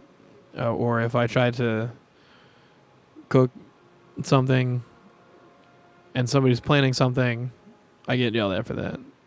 Things like that, which can be really annoying. Because I just want to exist. I want to eat food at normal meal times, and like my schedule is different than theirs, but I'm not allowed to eat on my schedule, which is annoying. Control issues. Yay. But yeah, that's not very fun to go through. Just trying to like eat a regular meal and then getting bitched at for it. 6 adults to live there, but luckily you have 3 fridges. See, that's convenient. Yeah, when I was living in a multi-family dwelling, it was not great.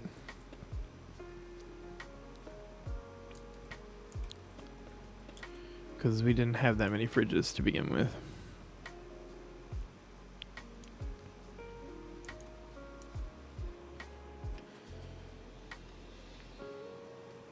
I'm missing a block. How did I manage to miss this block? Whatever. Yeah, see, I'll just go 2 adults to a fridge. That makes it easy. You don't really have to worry about it that much.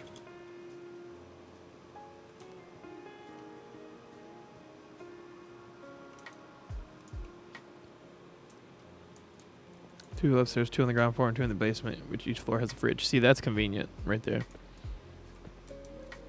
That's a good way to do it. Everybody's stuff is, like, you know, in its own place. You don't have to worry about getting in somebody else's way with your stuff.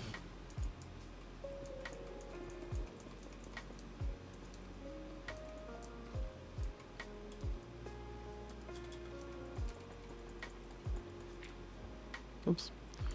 Didn't mean to break through the floor. Oh, and now we gotta go back and grab this. No, I really want that block. Thank you. But yeah, I don't like my current living situation, but it's what I've got right now. I'm trying to get out of here, but things aren't going very well in that department. Part of the reason my mental health is in the dumpster. I'm tired of being stuck here. Spending 12 days in another house was nice because I got away from all that for a little while.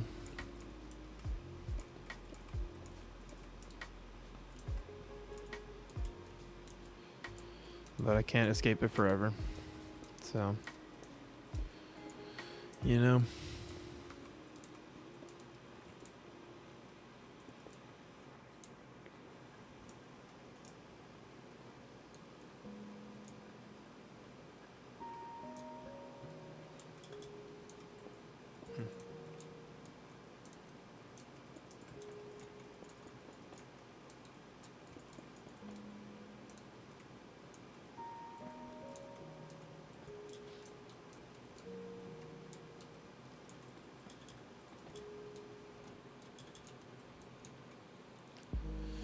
Yeah, the slight benefit that even if your roommate wanted to eat your stuff, he couldn't because he doesn't like the same kind of foods that you do. See, that helps.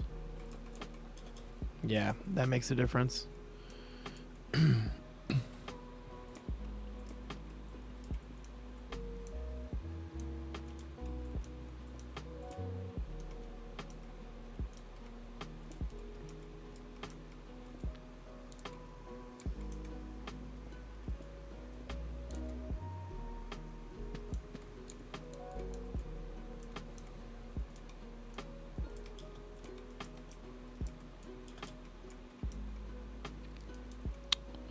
Okay.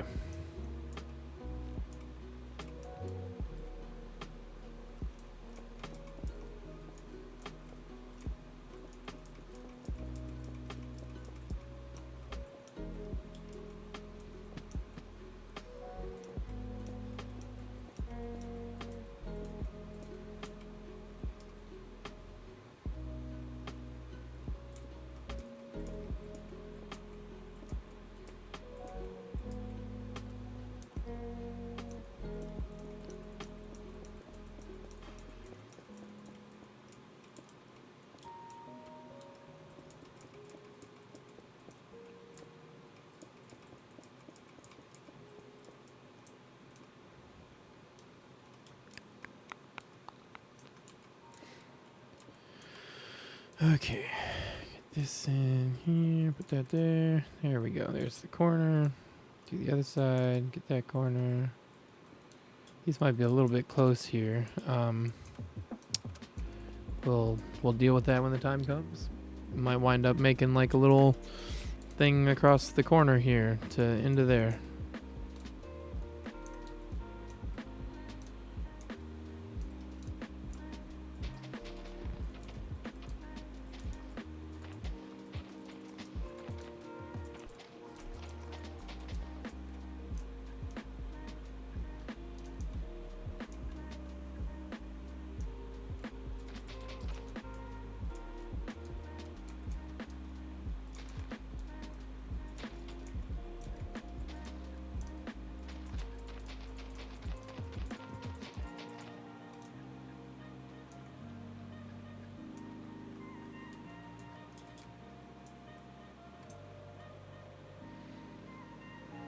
Okay. Now we just got to copy that onto every side.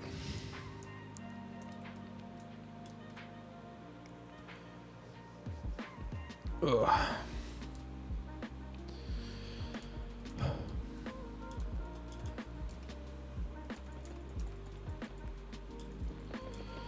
But yeah, living with people can sometimes be annoying when you're trying to deal with situations like a kitchen or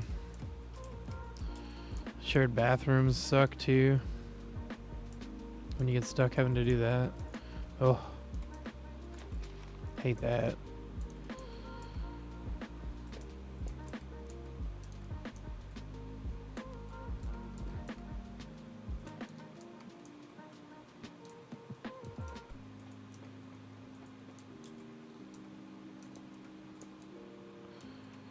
You're around people all the time can around on you. Yes, I need people around all the time, but I also need to pick which people.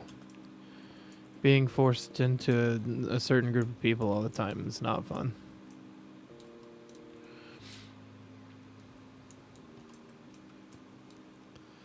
I'm definitely the kind of person who needs to be around others, but I'm very picky about who.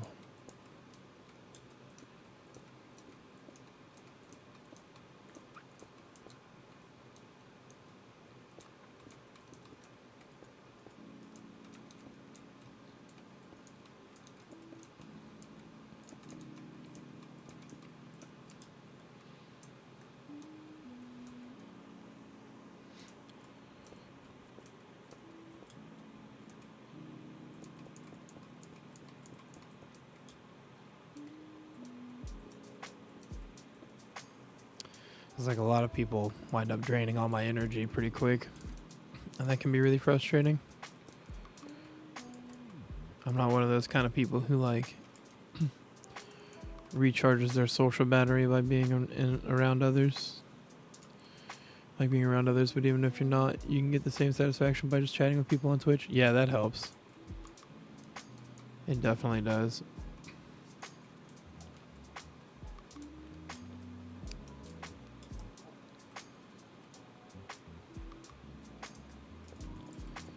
See, I use Discord to chat with people most of the time when I'm not around them physically, which is nice.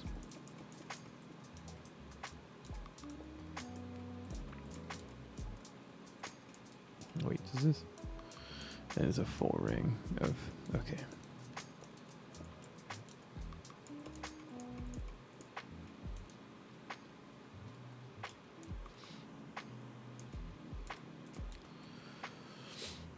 Discord chat with people as well, but you don't do that often enough. Yeah. I do it almost every night. I'm in a call with somebody at some point, but not always. Sometimes people aren't around, they're not available or whatever. That's just life, you know?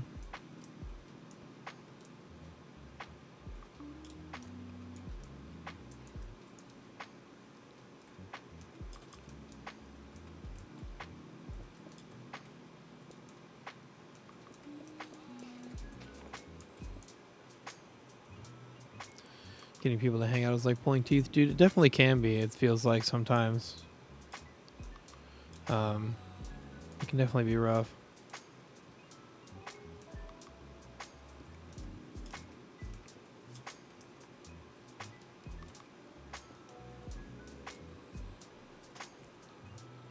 Set up like reservations in order to hang out in Discord, dude. Yes, I hate feeling like I have to do that, but I often do now. Have to like set up time with people ahead of time to hang out with them. And then 90% of the time people still flake on me. And then I wind up not actually getting to talk to anybody. And that can be irritating in its own way.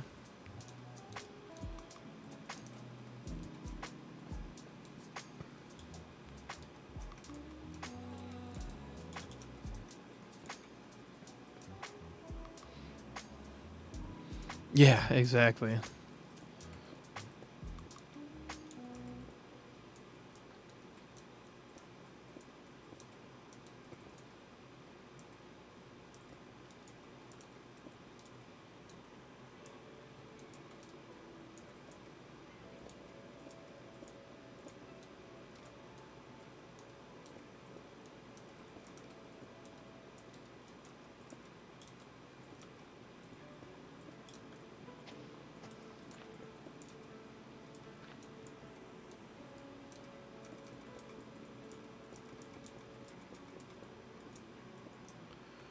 Or my all-time favorite, I'm supposed to chat with somebody.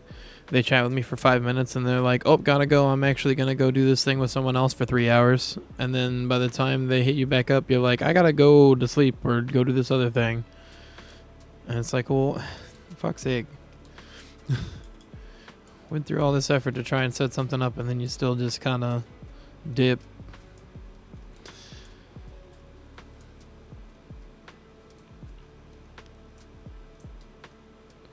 Makes me less likely to talk to those same people in the future because, like, it makes it seem like they don't want to talk to me, right? Because they want to talk to somebody else instead.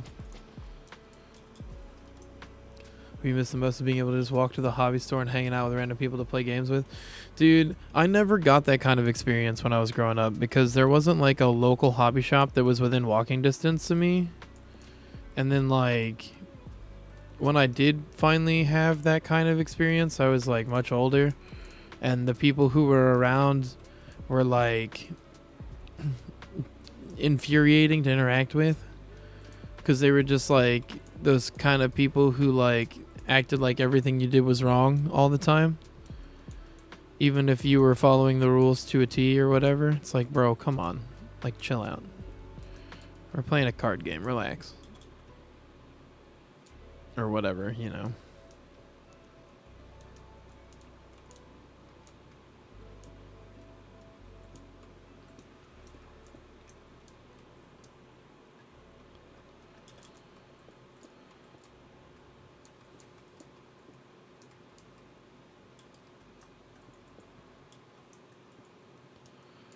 Or like I did the, how you feeling no one truly wants to hang out with you because you're the one who always has set up the hangout? Dude, same.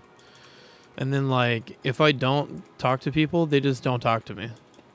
Like, I just won't hear from them if I don't bother to reach out to them. And it sucks. There's only a few people in my life who actually bother to, like, message me first. And then, like, I try to prioritize those people, and sometimes they don't want to do the same thing. You know, it's like, yeah. It's like some of those people I try to talk to them, they don't realize that they're the only person who talks to me. Like, it's like no, seriously, if you're not around, I'm not talking to anybody because nobody else wants to, kind of thing. And it took a while sometimes it takes a while for people to get that. They're just like, oh, you really don't talk to anyone. And I'm like, yeah, no, I really don't talk to anyone. That's what I meant when I said I don't talk to anyone. Like, what do you mean? The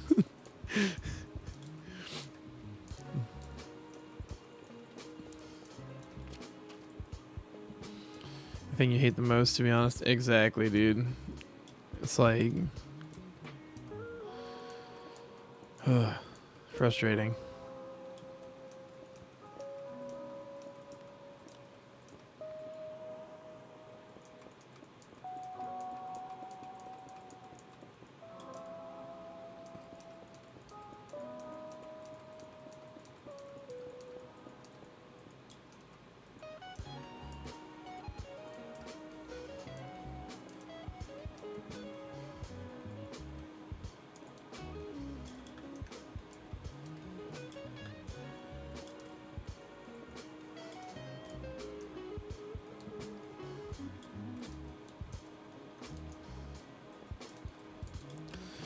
Yeah, I don't know. To me, that kind of stuff just almost feels disrespectful. If it's like you can't be bothered to take the time to, you know.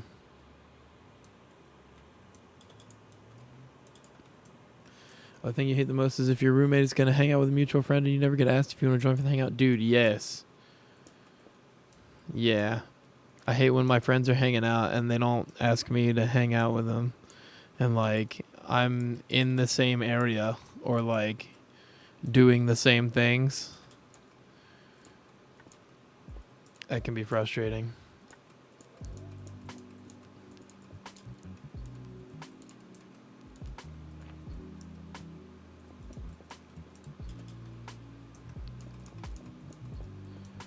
Or it'd be like all my mutual friends hang out and I don't get an invite, and then later they're talking about it and they're like, hey, how come you didn't come? And it's like not one person bothered to say anything to me about it. I didn't know it was happening until after the fact. How was I supposed to show up? You know? I would have if somebody had fucking told me it existed. But no, we don't know how to communicate. And then every single person is always like, oh, well, we thought so-and-so did it. Well, I thought the other person did. Well, I thought, you know, so they always just push it off to someone else. That bystander effect level shit. Oh, that shit is annoying. It's like, how am I supposed to make a connection with people who don't want to make a connection back? How am I supposed to want to put in the effort to make a connection with somebody who doesn't want to interact with me? They go see a movie together, no one asked if you wanted to go with. Dude, I had one time, I tried to get my friends to go do something, and they were like, nah, that doesn't sound very fun. And then what happened is, like, 2 weeks later, they were like, oh, man, we went and did that thing, and it was really great. You should have come. And it's like, wow, it's almost as if I tried to set that up 2 weeks ago, and nobody wanted to go. And then suddenly someone else had the same suggestion, and everybody wants to go now. Yay. Those are the ones that make me really annoyed. When it's like, I come up with an idea and nobody wants to go, and then someone else suggests the same thing later, and then everybody goes. It's like, bro. What the fuck? That's happened to me on, like, enough occasions that I can't keep track of how many times it's happened. Yeah. It's just like, dude. Man. I got a friend of mine growing up. Anytime I had an idea for something, he'd steal it from me. To the point where he named his first dog what I was going to name my first dog that I never got to own, that I then decided I no longer wanted to have after he did that to me. That was fun. I haven't owned a dog since then. Should get the group together to play some Magic the Gathering. Your roommate ends up setting it up and doesn't invite you, dude. Yes. So annoying. It's like, wow, that was my idea. What the fuck? Why did nobody invite me?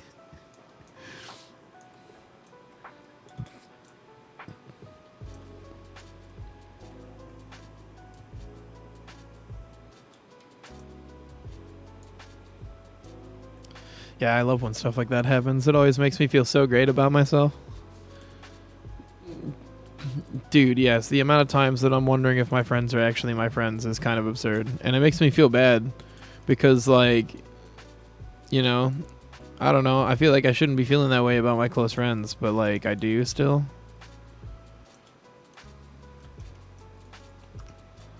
Because, like, that's just how they make me feel. I don't know. I can't stop that sometimes. You just kind of get what you get.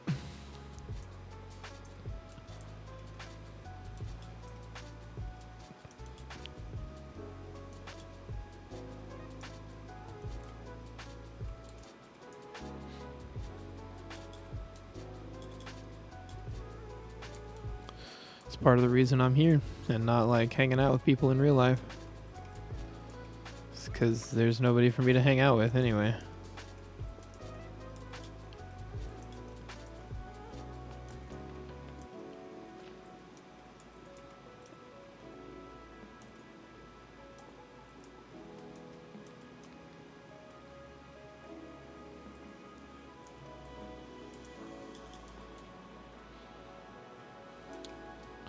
Yeah, same. It's like I can't change it, so I'm just going to roll with it, but I don't like it.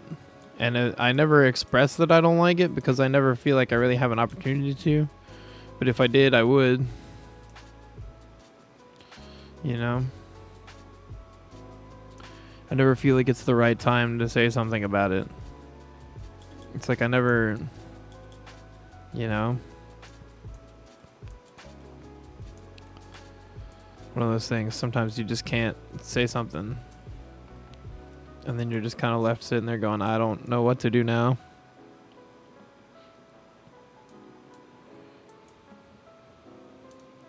Yeah.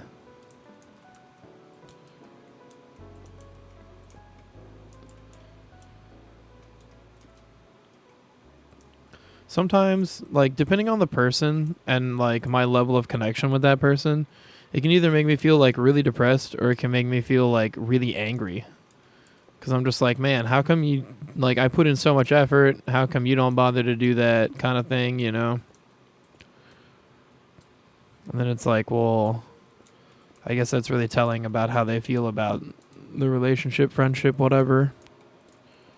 Relationship in a broad sense, covering all the bases. You know, it's kind of like, well, at least now I know what's up, I guess. You know? But, like, the people who do that kind of stuff, yes, dude, exactly. It makes me think the same thing. It's like, well, what did I do wrong now? Like, how did I fuck up to make everybody not want to hang out with? I already know I'm not fun to hang out with because, like, I'm boring. I don't talk a whole lot when I'm in social situations because I hang out around a lot of people who are very loud, boisterous people. And oftentimes I can't, like, they're talking so much that I can't get any words in to begin with. And it's not like like in an angry way. They're just very talkative people, and then I don't wind up getting to say anything. I know it's not like intentionally malicious. It's just how it happens.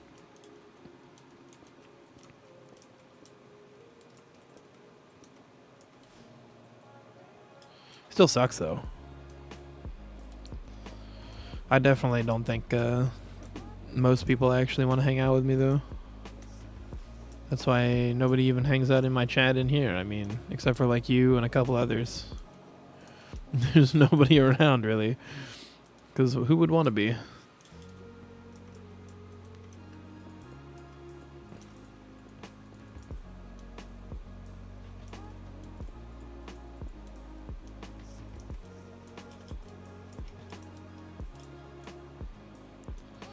Streaming is a different beast. It is. It's a whole nother thing entirely. For sure. Changes everything. But I mean, even then, like, I'm clearly not entertaining. Because there's not a lot of people hanging around.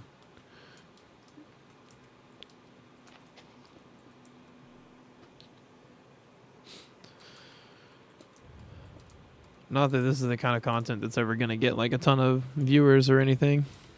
You know? Sorry, because it can be a lot of things. That's true. It definitely can be. Like, I know right now I'm getting shit on by the algorithm on YouTube because, like, during the Christmas week, I decided I was going to stream, like, different stuff than I normally do. And when I uploaded those VODs out of schedule and stuff, it suddenly fucked with all my analytics. And, like, I don't get served to people anymore. I'm getting single-digit views now on everything I post. Shit like that. Because the YouTube went, you changed things and people didn't like that, even though they just didn't even give people a chance to know if they would like that because they just never served it to them in the first place. You know? So it's like, well, what the fuck? Doing a lot of competing viewership with a billion other content creators. That is also true. Yeah. I do have plenty of people who, like, stop by and check stuff out, but nobody ever really hangs around. Which is, I mean, understandable with the kind of content that I do. I'm not over here like, hey guys, what's up? We're gonna go do this thing. Oh my god, blah blah blah blah. I'm like, no, I can't do that for more than like 2 minutes. I'm fucking dead as soon as I keep going. It's like, I don't have the energy for that.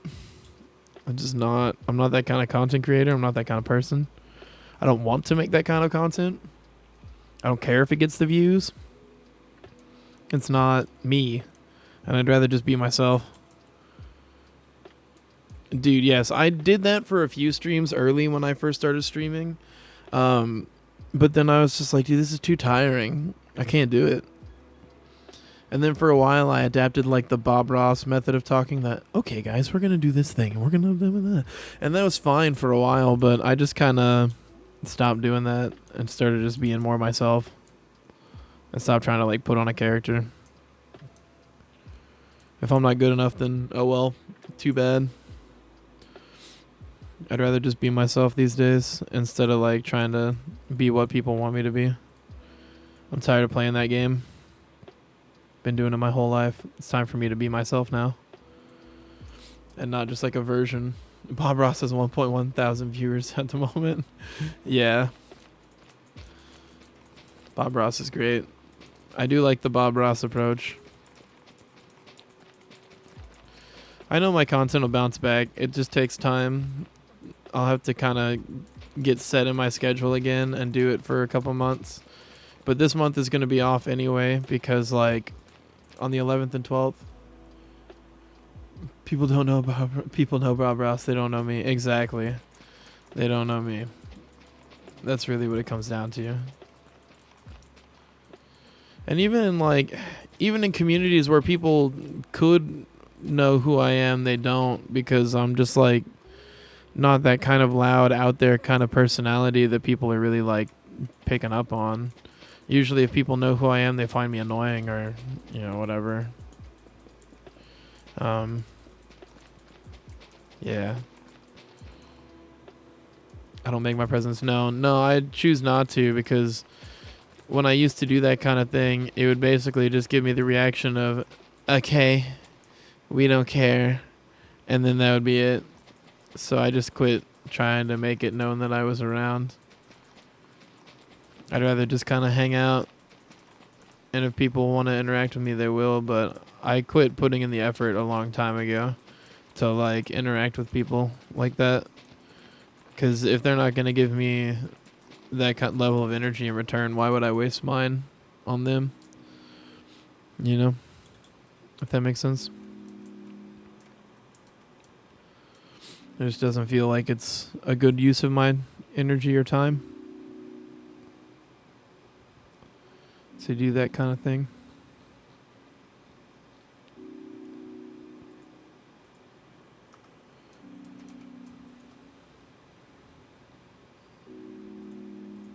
But then I have situations like one time, my friend was having a party at his apartment, housewarming party. All of our friends are there. We're all hanging out, sitting on the balcony next to him for like 20 minutes. After about 5 minutes, I didn't have anything to add to the conversation because it had shifted from something that I really knew about to something I didn't, right? So I was just kind of hanging out.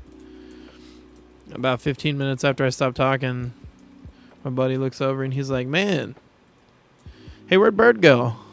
And I was like, hey, man, I'm literally sitting right here. And he was like, oh, shit, I didn't realize. I thought where'd you go, man? And I was like, dude, I've been right here. I didn't get up. I didn't move, nothing. I've been sitting right here for 20 minutes. Like, what do you mean? What do you mean, where'd I go? I went nowhere. I sat my ass down in this chair and waited. Like, what? It's like moments like that happen to me all the time, where people just forget I exist when I'm right next to them. Those moments are annoying sometimes. But I know it's because I just don't say anything. Because, like, if I don't have anything to add, I'll just be quiet.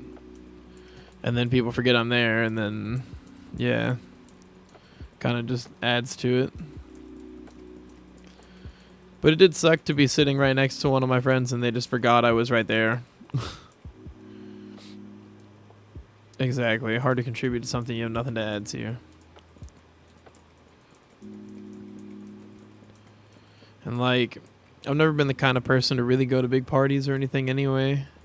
So I was already kind of, like, in an uncomfortable situation for me, being at a party, in a large party like that. I've never really been the party animal kind of guy, as it were.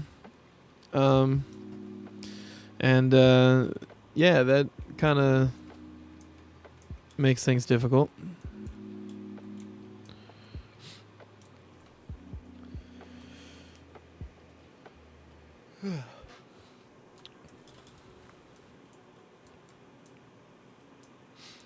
Is there enough? Okay, I think there is. I want to... Can I get away with this? Can I?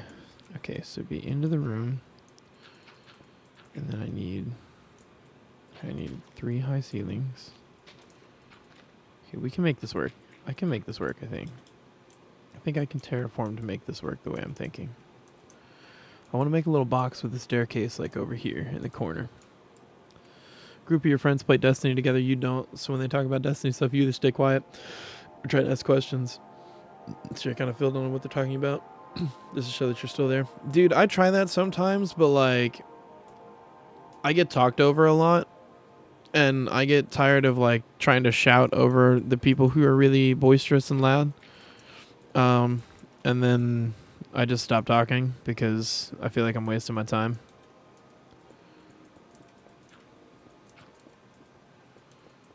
Trying to communicate with people who don't want to take the time to communicate with me back.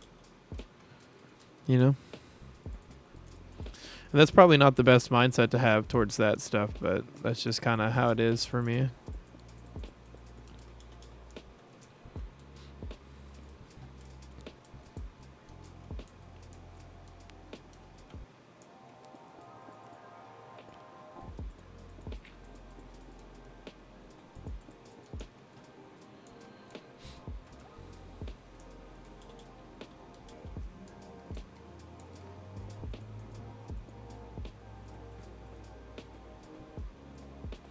I'm gonna hide all this with dirt.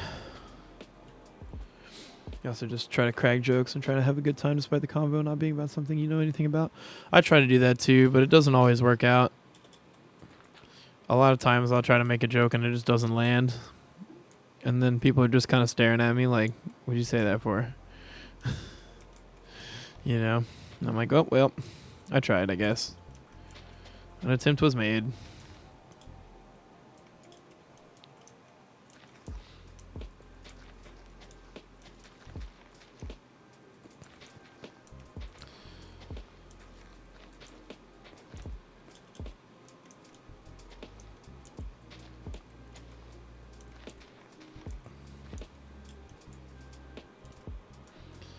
Gets more awkward if you only hang out with one person. Dude, yes. One person makes it so much worse.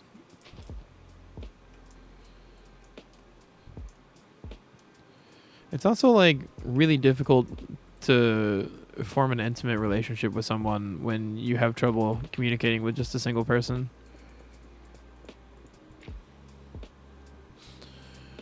Dude, exactly. I'm always just kind of like fumbling over anything, trying to find something to talk about. Because I don't like talking about my interests, as that tends to annoy people, and I don't know enough about other people's interests to feel like I can ask them about them. So then I'm kind of just sitting there like, I don't know what to do.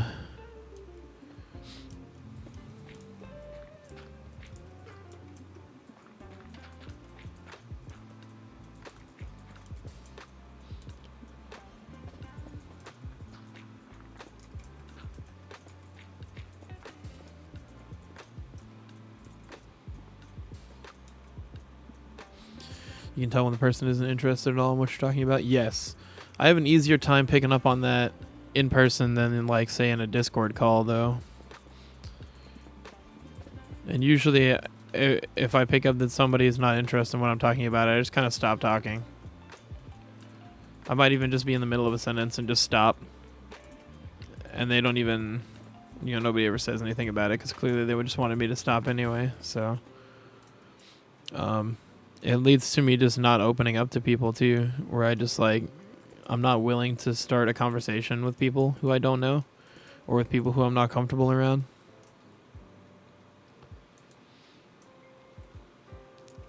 Yeah, exactly. You start getting those generic responses and it's like, okay, time to dip. This isn't happening.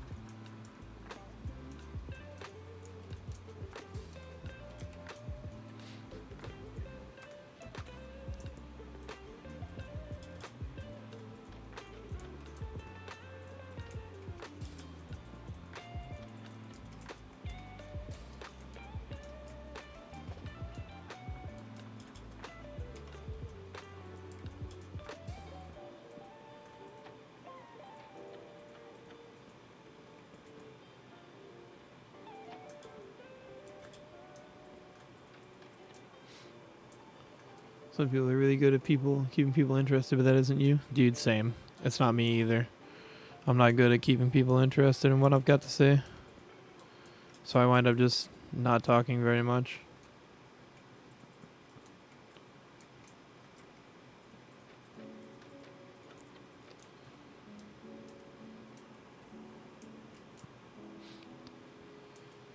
Still sucks though every time. Especially if it's somebody you really want to talk to and then they just like clearly don't give a shit about anything you got to say. You're just like trying not to openly be heard about it, but you are. Oof. Life.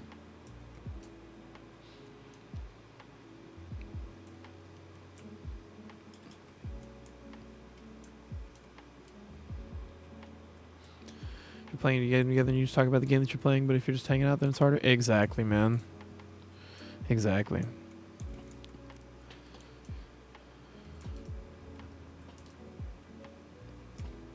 I'm definitely the kind of person to have trouble in those scenarios.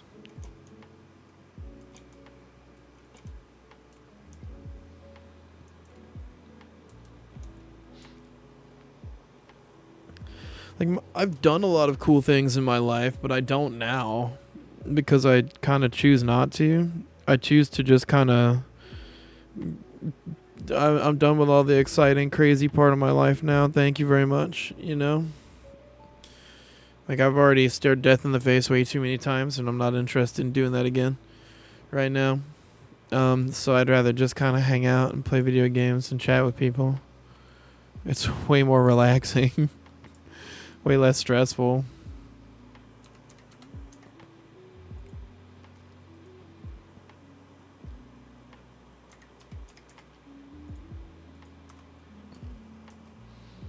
Shut about the dumb shit you've seen in your life.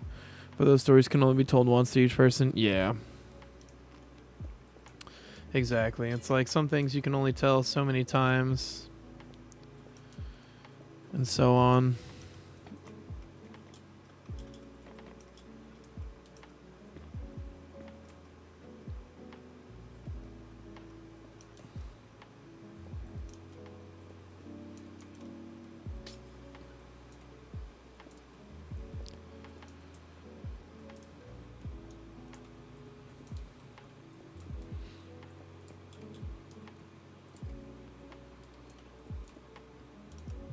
But see, then because I don't talk about myself, every now and then I'll be talking to somebody and they'll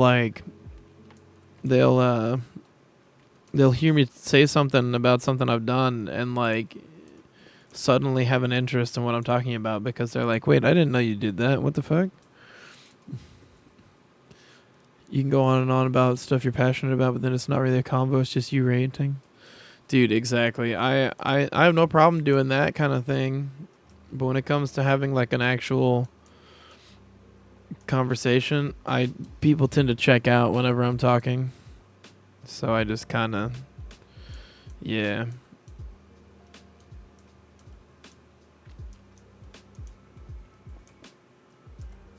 I find it difficult sometimes to want to have that conversation with other people.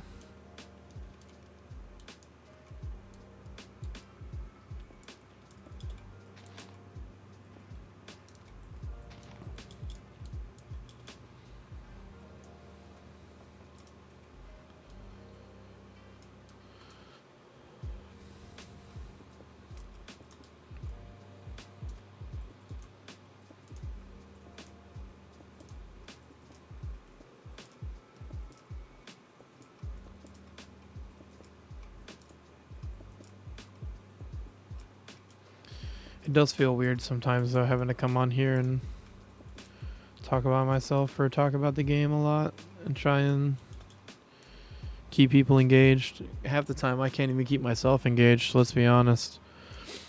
You know, I'm just like today was definitely one of those days where I was sitting here like, I don't know if I even really want to stream. One of the reasons why you generally seek out smaller streamers because you can have conversations like this. Yeah.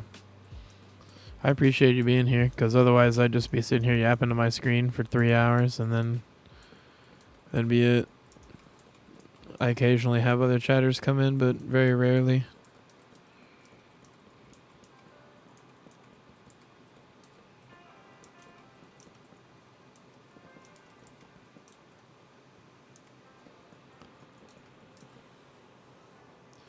You try this with a bigger streamer, your chat be out the screen as soon as you finish typing it. Exactly, man.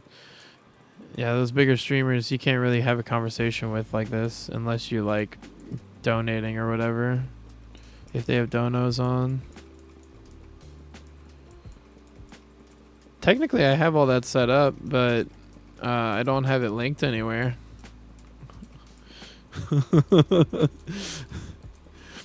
I just never bothered to. Because I don't really have anybody watching me anyway. Aside from like a few of y'all. And I don't like having that kind of stuff up when there's nobody watching. It feels like I'm begging. I don't like that. Try this. Oh, if you know the person outside of streaming. Yeah, that makes a difference too. Because they'll catch your name and be like, oh, let me see what that person said.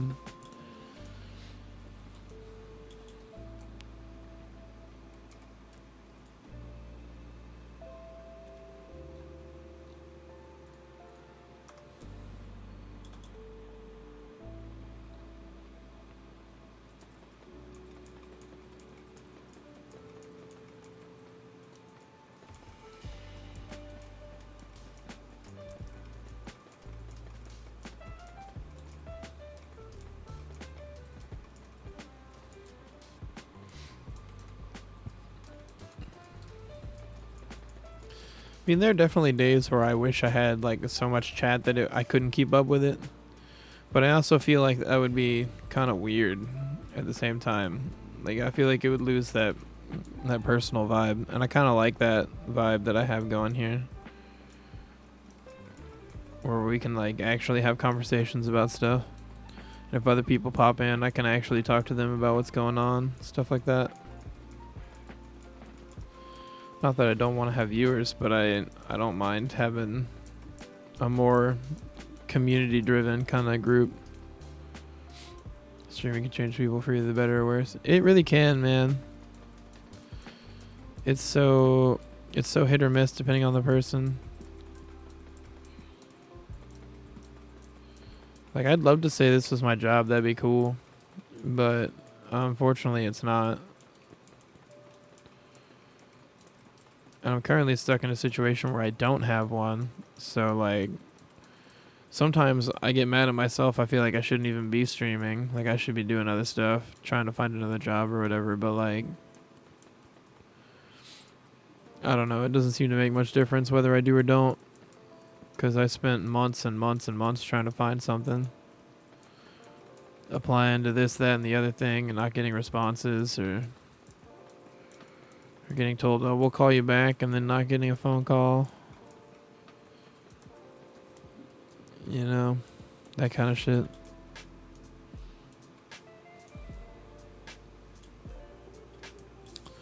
Since I can't get viewers, or since I can't get a job, here I am trying to get some viewers. You and one of your group of friends had a friend who wanted to become big on Twitch and really changed for the worst. Yeah, that can definitely happen. You know, I've had friends who are streamers and like they don't have very many viewers either, but they still act like they're all high and mighty because they're a Twitch streamer or whatever. And it's like, dude, I'm also a Twitch streamer. I know it's not that big a deal. Like, relax. You know? Like, shit like that.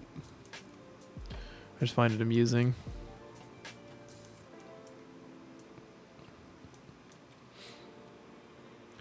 Guy basically broke all his connections with you. One of your friends knew this guy since childhood. See, that's fucked. It's like, dude, you don't want to get rid of your friends if you're trying to be big on Twitch. You want to use them to help you get bigger.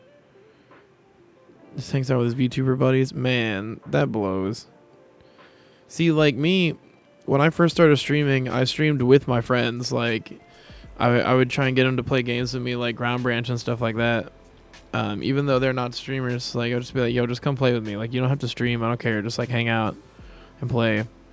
And, like, some of my friends didn't want to come play because they were afraid about being, like, TOS friendly, which is fine. I understand that. But then, like, you know, then I didn't get to play games with my friends. Feel like he's just trying to piggyback off his VTuber friends. It sounds like he is, honestly. Not gonna lie, it sounds like homie's trying to get that VTuber bread, but it ain't working too well. You know, sometimes it be like that.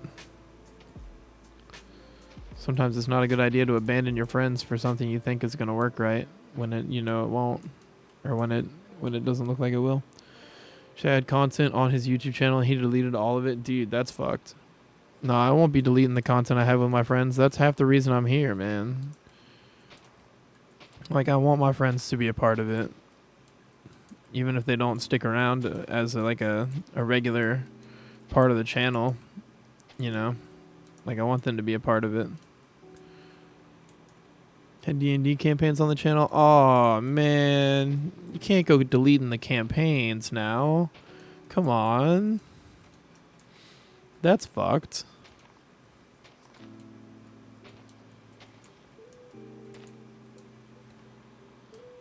Lost years of content. Dude, yeah. That's fucked. Man, guy sounds like a POS.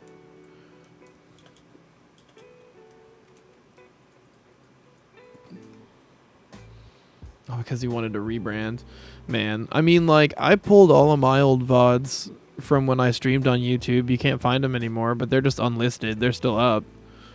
All I have to do is... Actually, I think they're privatized. All I have to do is republicize them. I pulled them because for various reasons. Some of them, it was like copyright issues stuff. Some of them, it was just like I built a Minecraft project in survival on another server for a while, but I no longer want to associate with that server or advertise for them as a brand, so I removed all of my content with that server. Stuff like that. And then I just pulled a lot of my YouTube stream VODs because I didn't think they were very high quality. Stuff like that. A permanent hiatus. Aw, man. You know, it's never coming back. Yeah, once that happens, man, it's pretty much done. Which is always the worst. I hate... It's a death sentence for a campaign when that happens. I hate that so much. It sucks that happened to y'all, man. Always the worst. When that kind of thing goes on. And you lose a campaign for something dumb, whatever it might be.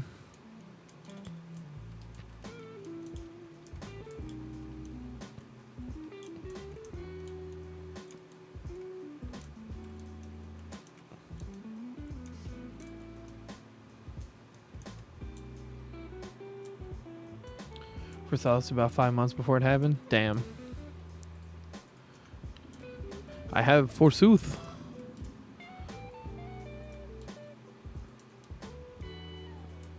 The events of this campaign.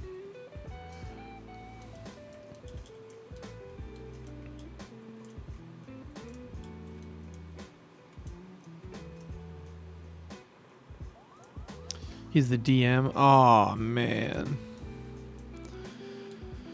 I'm the permanent DM for my group. I figured he was from the way you were talking about it. Yeah. Man.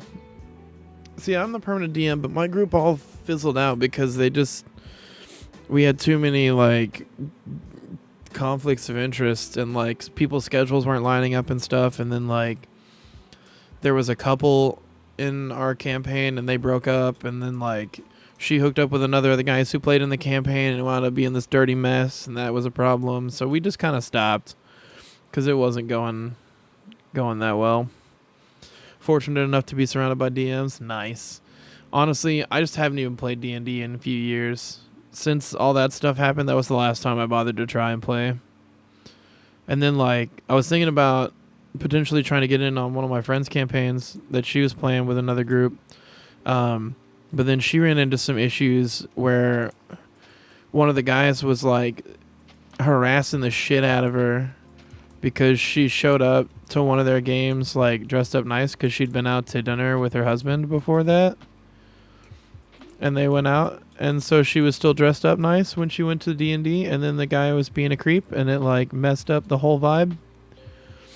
You know, 4 or 5 DMs in your different D&D groups, very nice. Hell yeah, you're never gonna be without a DM.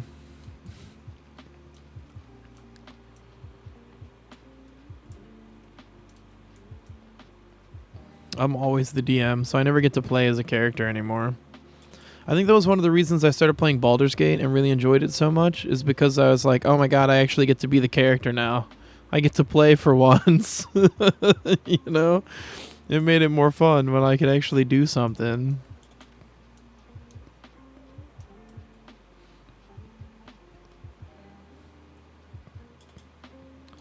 Like, don't get me wrong, I like being the DM, but I want to be the player sometimes. I have a lot of characters that I haven't been able to use in like years because I can't work them into my campaigns in the right way because they're just not in the same setting, or like they already existed in the game world and have died, and I can't come up with a legitimate reason to revive them and you know, put them back into the story and things like that. So that's really annoying.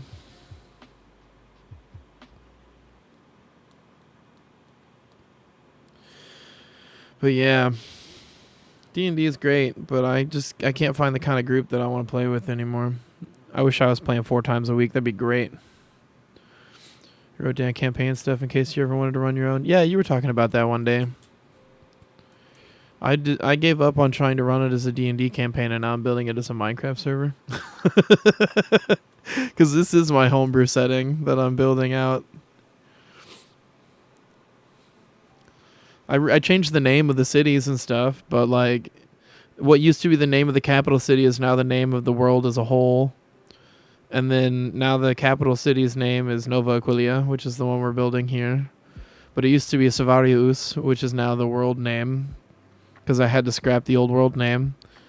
And then like all the different cities and stuff I've changed the names of, and all the characters I have to change the names of and stuff, which is fun. This character is part of it. Oh, I have my Santa hat on. This character is part of the game world. It's a character I've played for 15 years now, probably. Roundabout. I started as a D&D character, and then I just kind of kept going. Used him in roleplay for different things, and now I want to kill them off, so they're going to die in this campaign once it actually finally goes live. This character will finally have its death, and I can move on to better things. Better characters and things.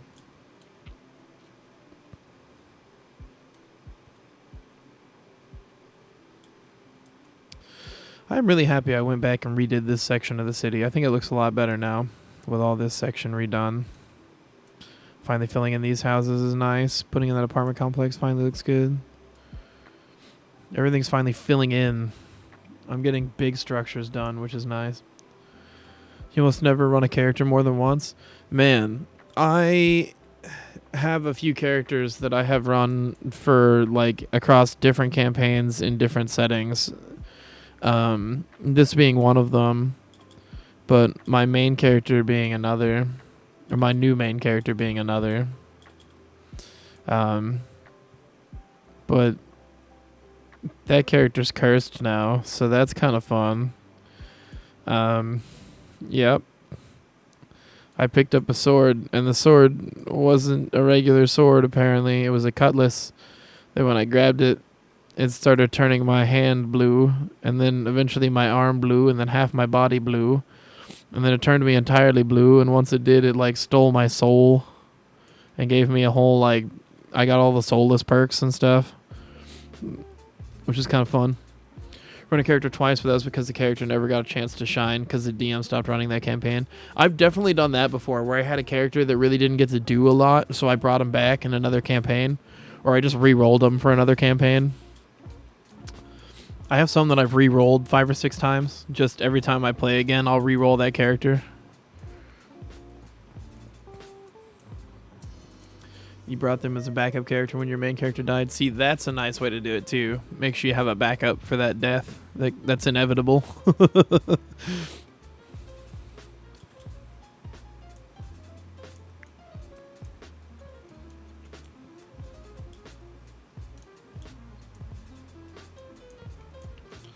I don't like using this for the barrier here.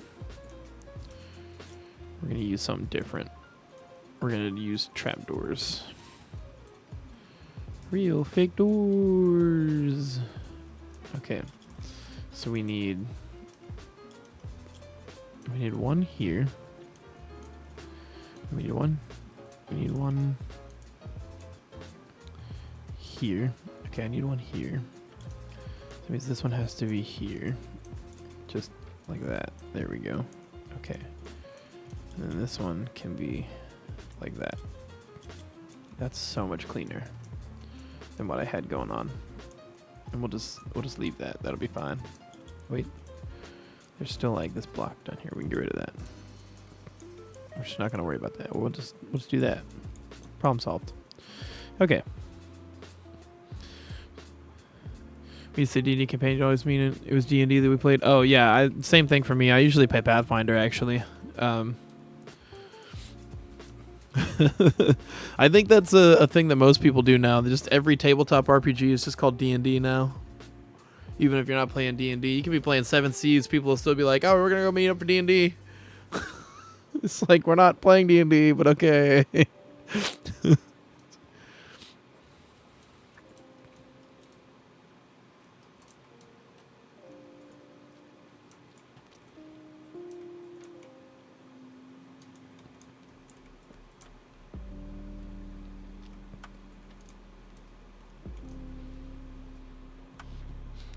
The other day was in a Pokemon campaign, but the character you brought back was a character from a different Pokemon campaign, but just aged up. Very nice.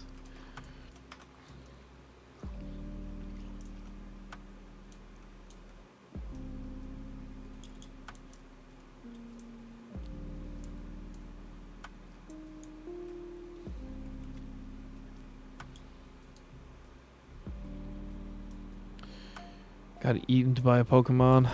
Uh-oh.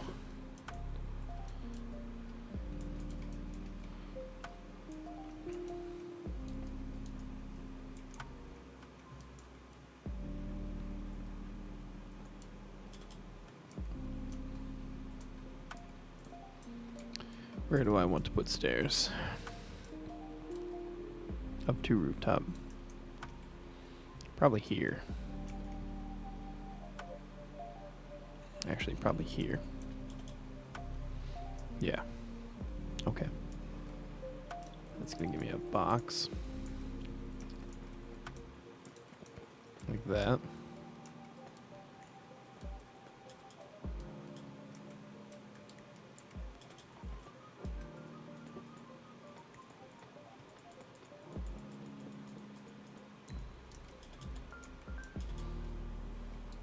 Campaign was a hot mess, but it was completely your fault. Uh-oh. What'd you do?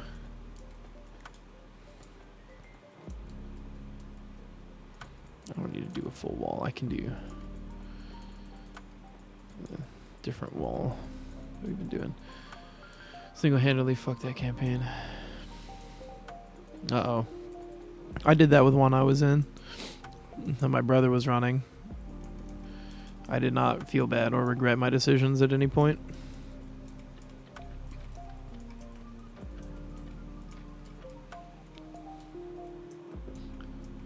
Campaign went so far off the rails. I hate when that happens.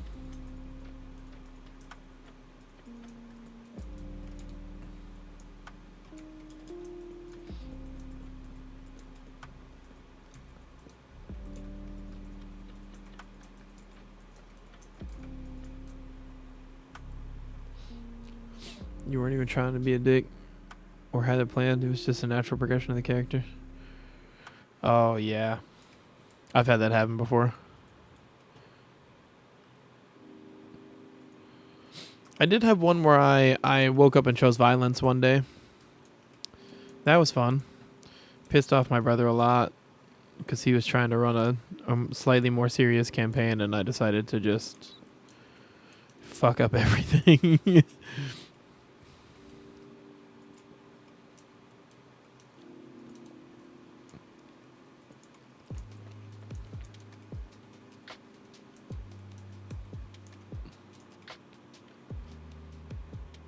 character kind of ended up being a murder hobo. Dude, isn't that what happens with every D&D campaign? You just get murder hobo every time.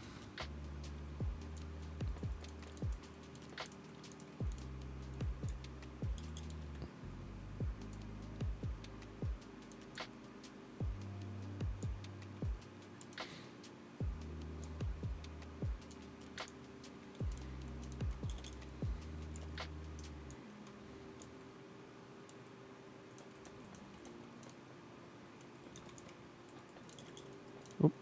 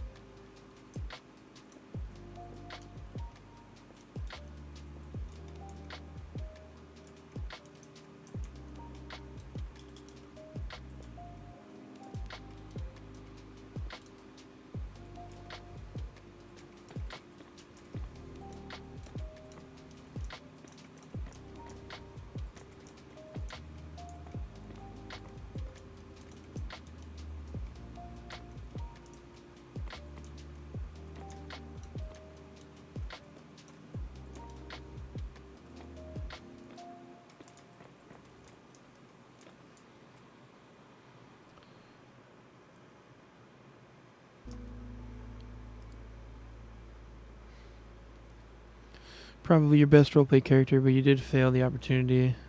Oh, it's because you put I fucked it up. It picked up on I fucked it, and it wasn't happy. It's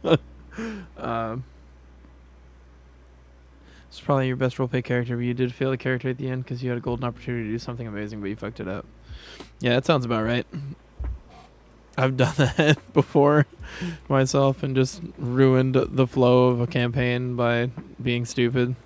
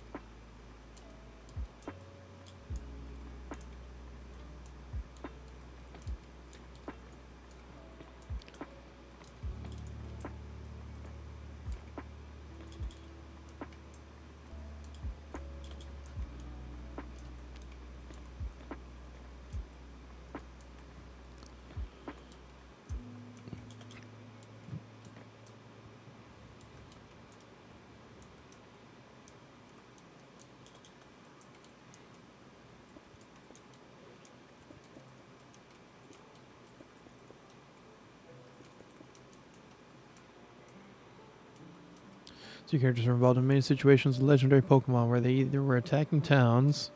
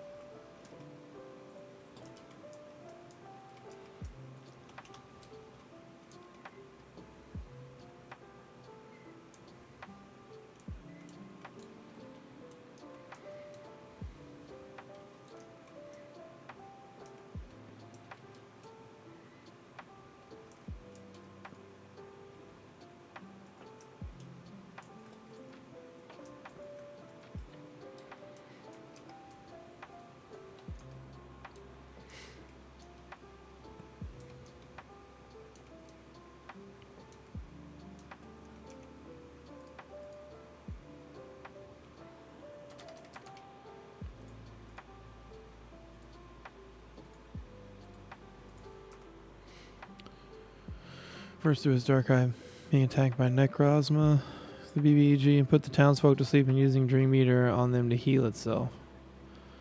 Okay.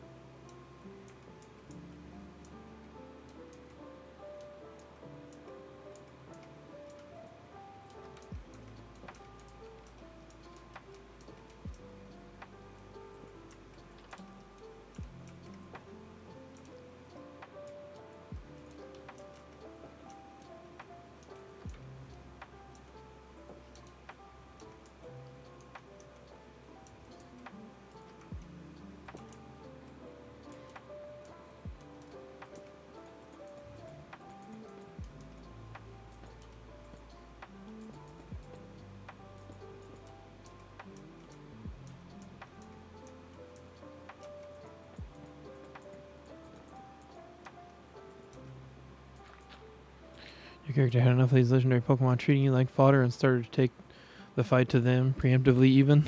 Oh.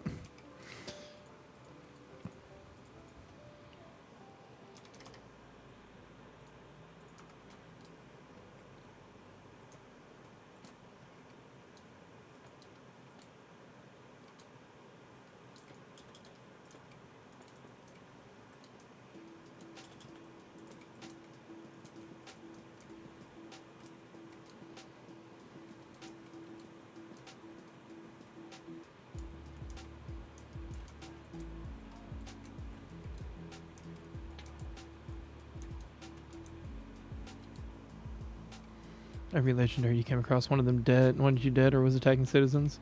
Oof.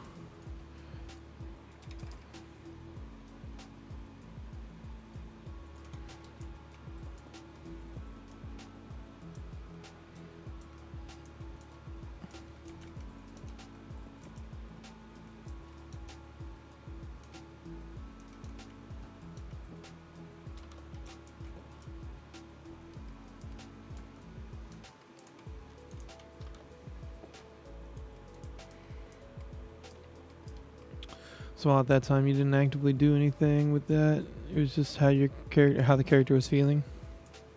Yeah.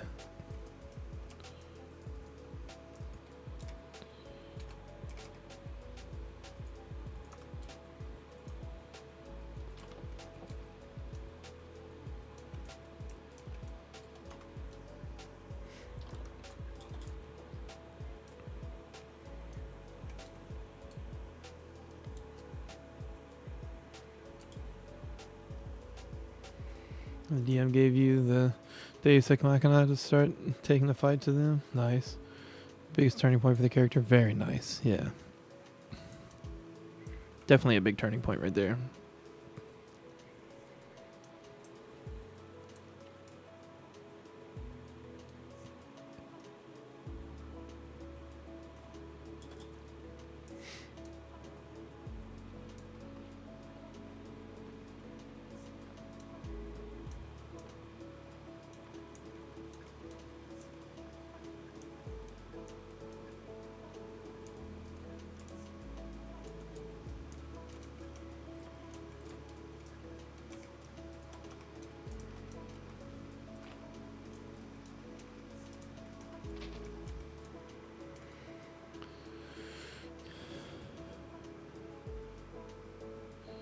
Gave you a reel with the tragic backstory of its previous owner being killed by an Ultra Beast, basically an alien Pokemon from a different world. Oh man, yeah.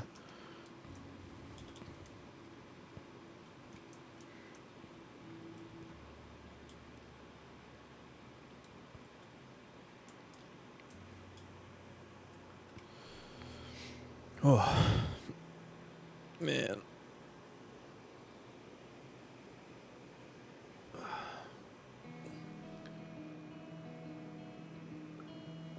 Even if you needed to actually enact your plan, and it was on board for that, Since it wanted revenge anyway, very nice. Very nice.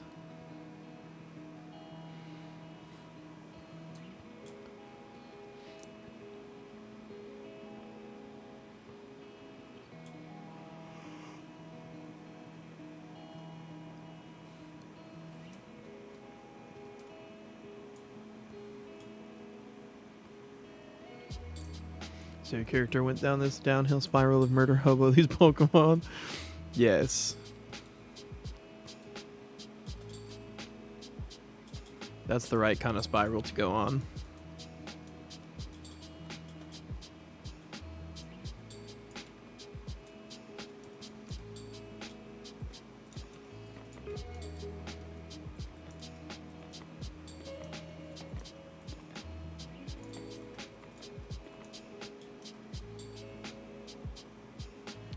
There's special where it could speak human. Very nice. That's even better.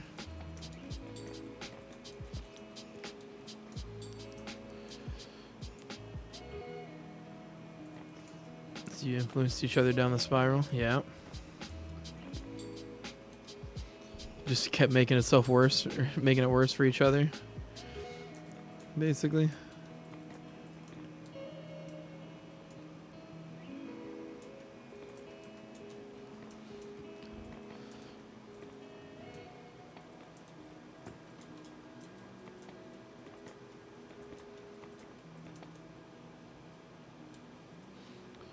Where does Ultra Beast and the rest of the party befriended secretly? Oh no.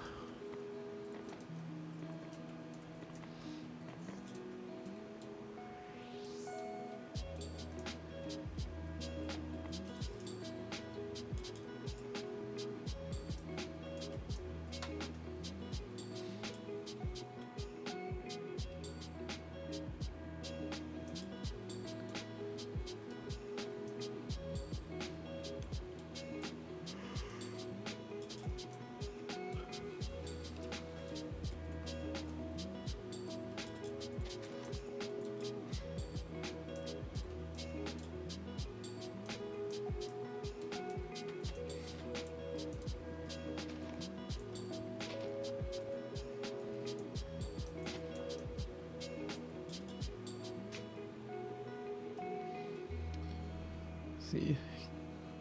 He really was captured by the evil team and was trapped in Ultra Space, the dimension where the Ultra Beasts come from. Oh, damn. Getting fucked up in there. So you went in to save him and none of the other players went in after you, so you were alone. Uh-oh.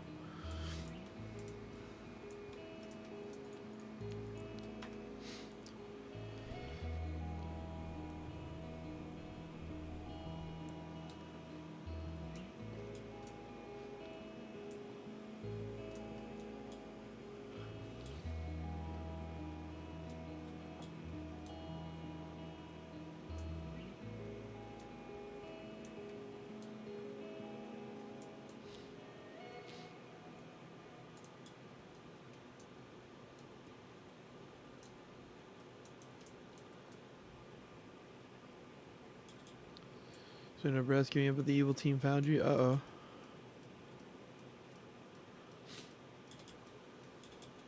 How did that go?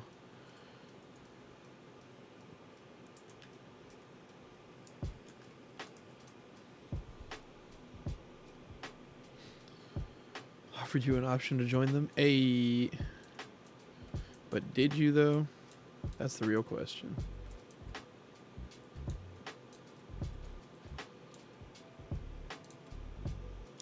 Yeah.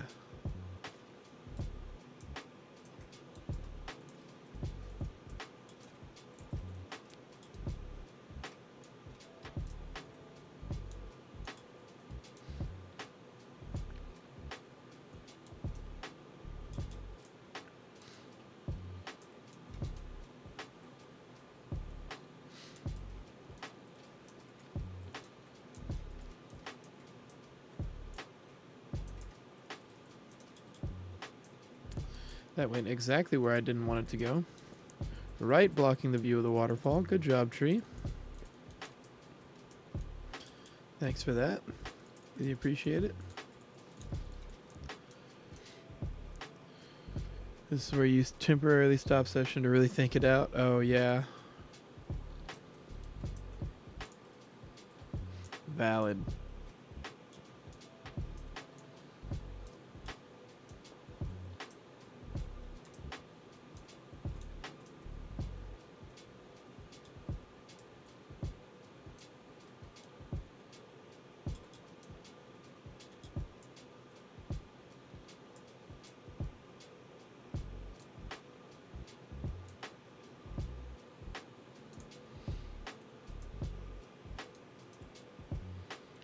Did you really want to join them because your goals actually aligned, but because of Uriel, you didn't want to feel like you're betraying him because it was Ultra Beast that caused him anguish in the first place, which the evil team used the Ultra Beast. Uh-oh. Yeah, that's a good reason to not.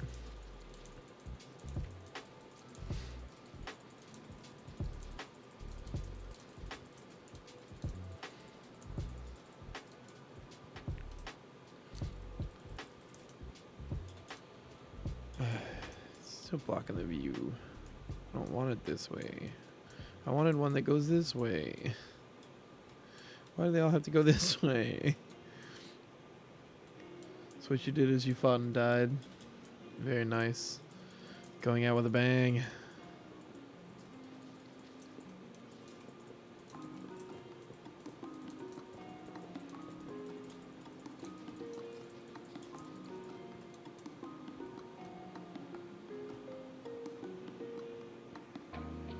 Should have just joined them and caused some drama for the player characters later. Dude, yeah.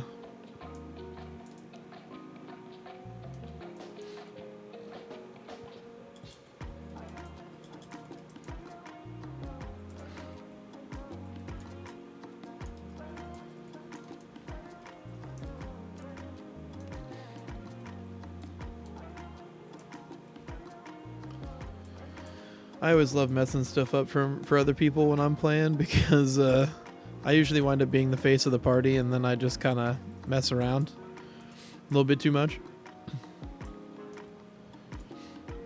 It would have been way better storytelling, you're right. Would have been more interesting. Campaign got super emotional, damn.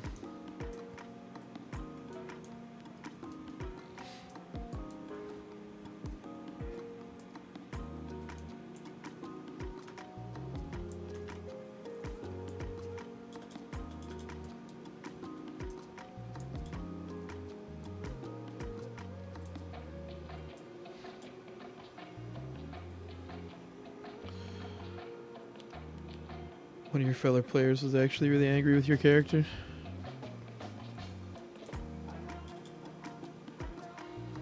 Damn, that's insane. He was really not having it with whatever you were doing.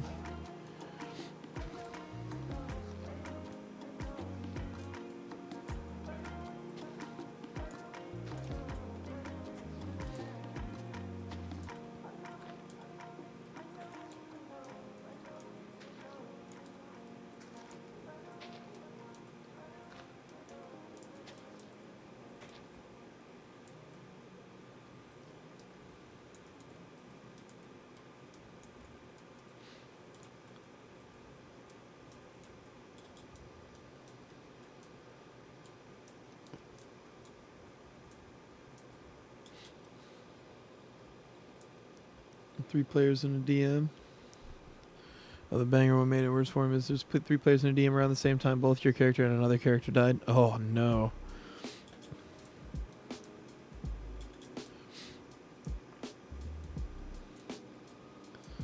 This player was emotional. Had to go around and tell the NPC friends that you made that you weren't alive anymore. Oh, dude. That's got to be harsh.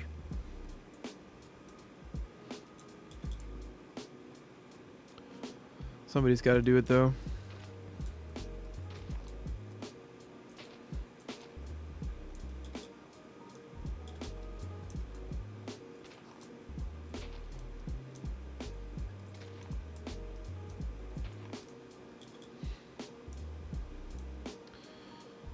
Damn.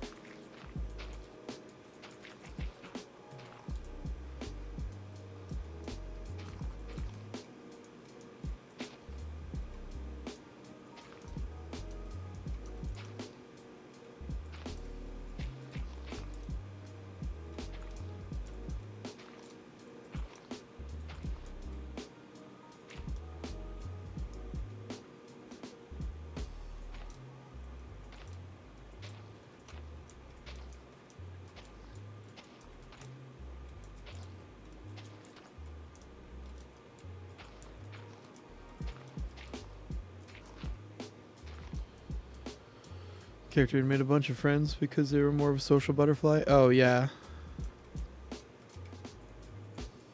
You were the one doing all the talking and stuff.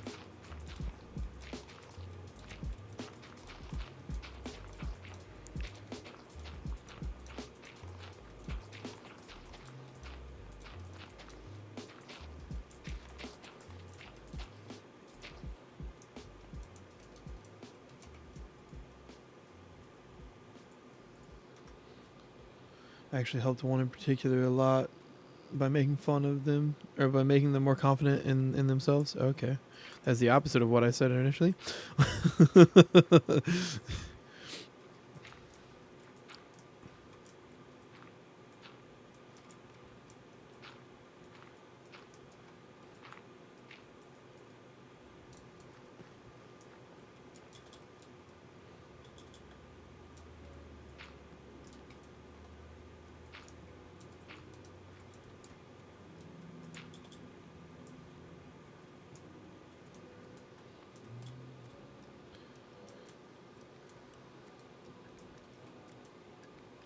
Honestly, could have been optional. Yep.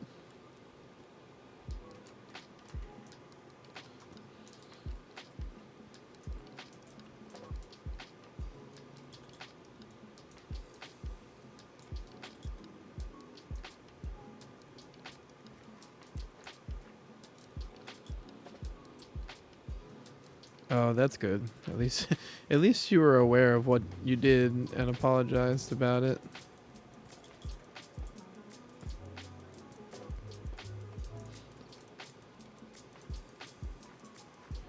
I don't know. I like when my players do something unexpected that derails everything. So I honestly don't mind when people do that. I actually find it amusing.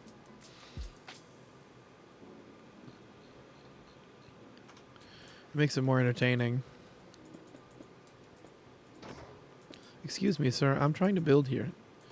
Thank you. Sir, you're really just... Do you have to stand in the corner, though?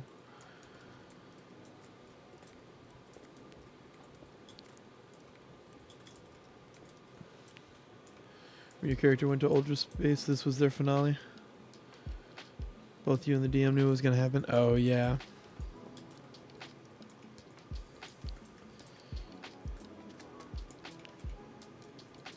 I've definitely had more than one character that, like, I killed them on purpose. You both knew that she wasn't coming back as a player character. After that, no matter which option you went with. Oh, yeah. It's like, no, this is the end no matter what happens. Excuse me, sir. I need to place a block there in the space that you were in. Thank you.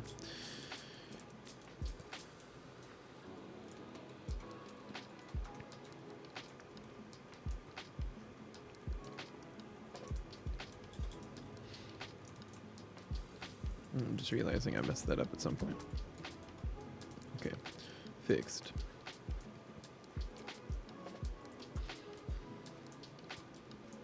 I'm actually a bit tempted to even swap this to...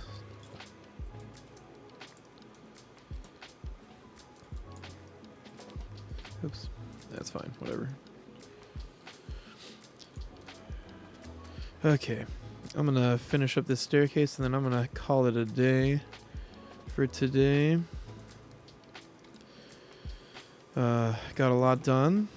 More than I expected to so far. We got all this finished up. Got those towers completed down at the base there.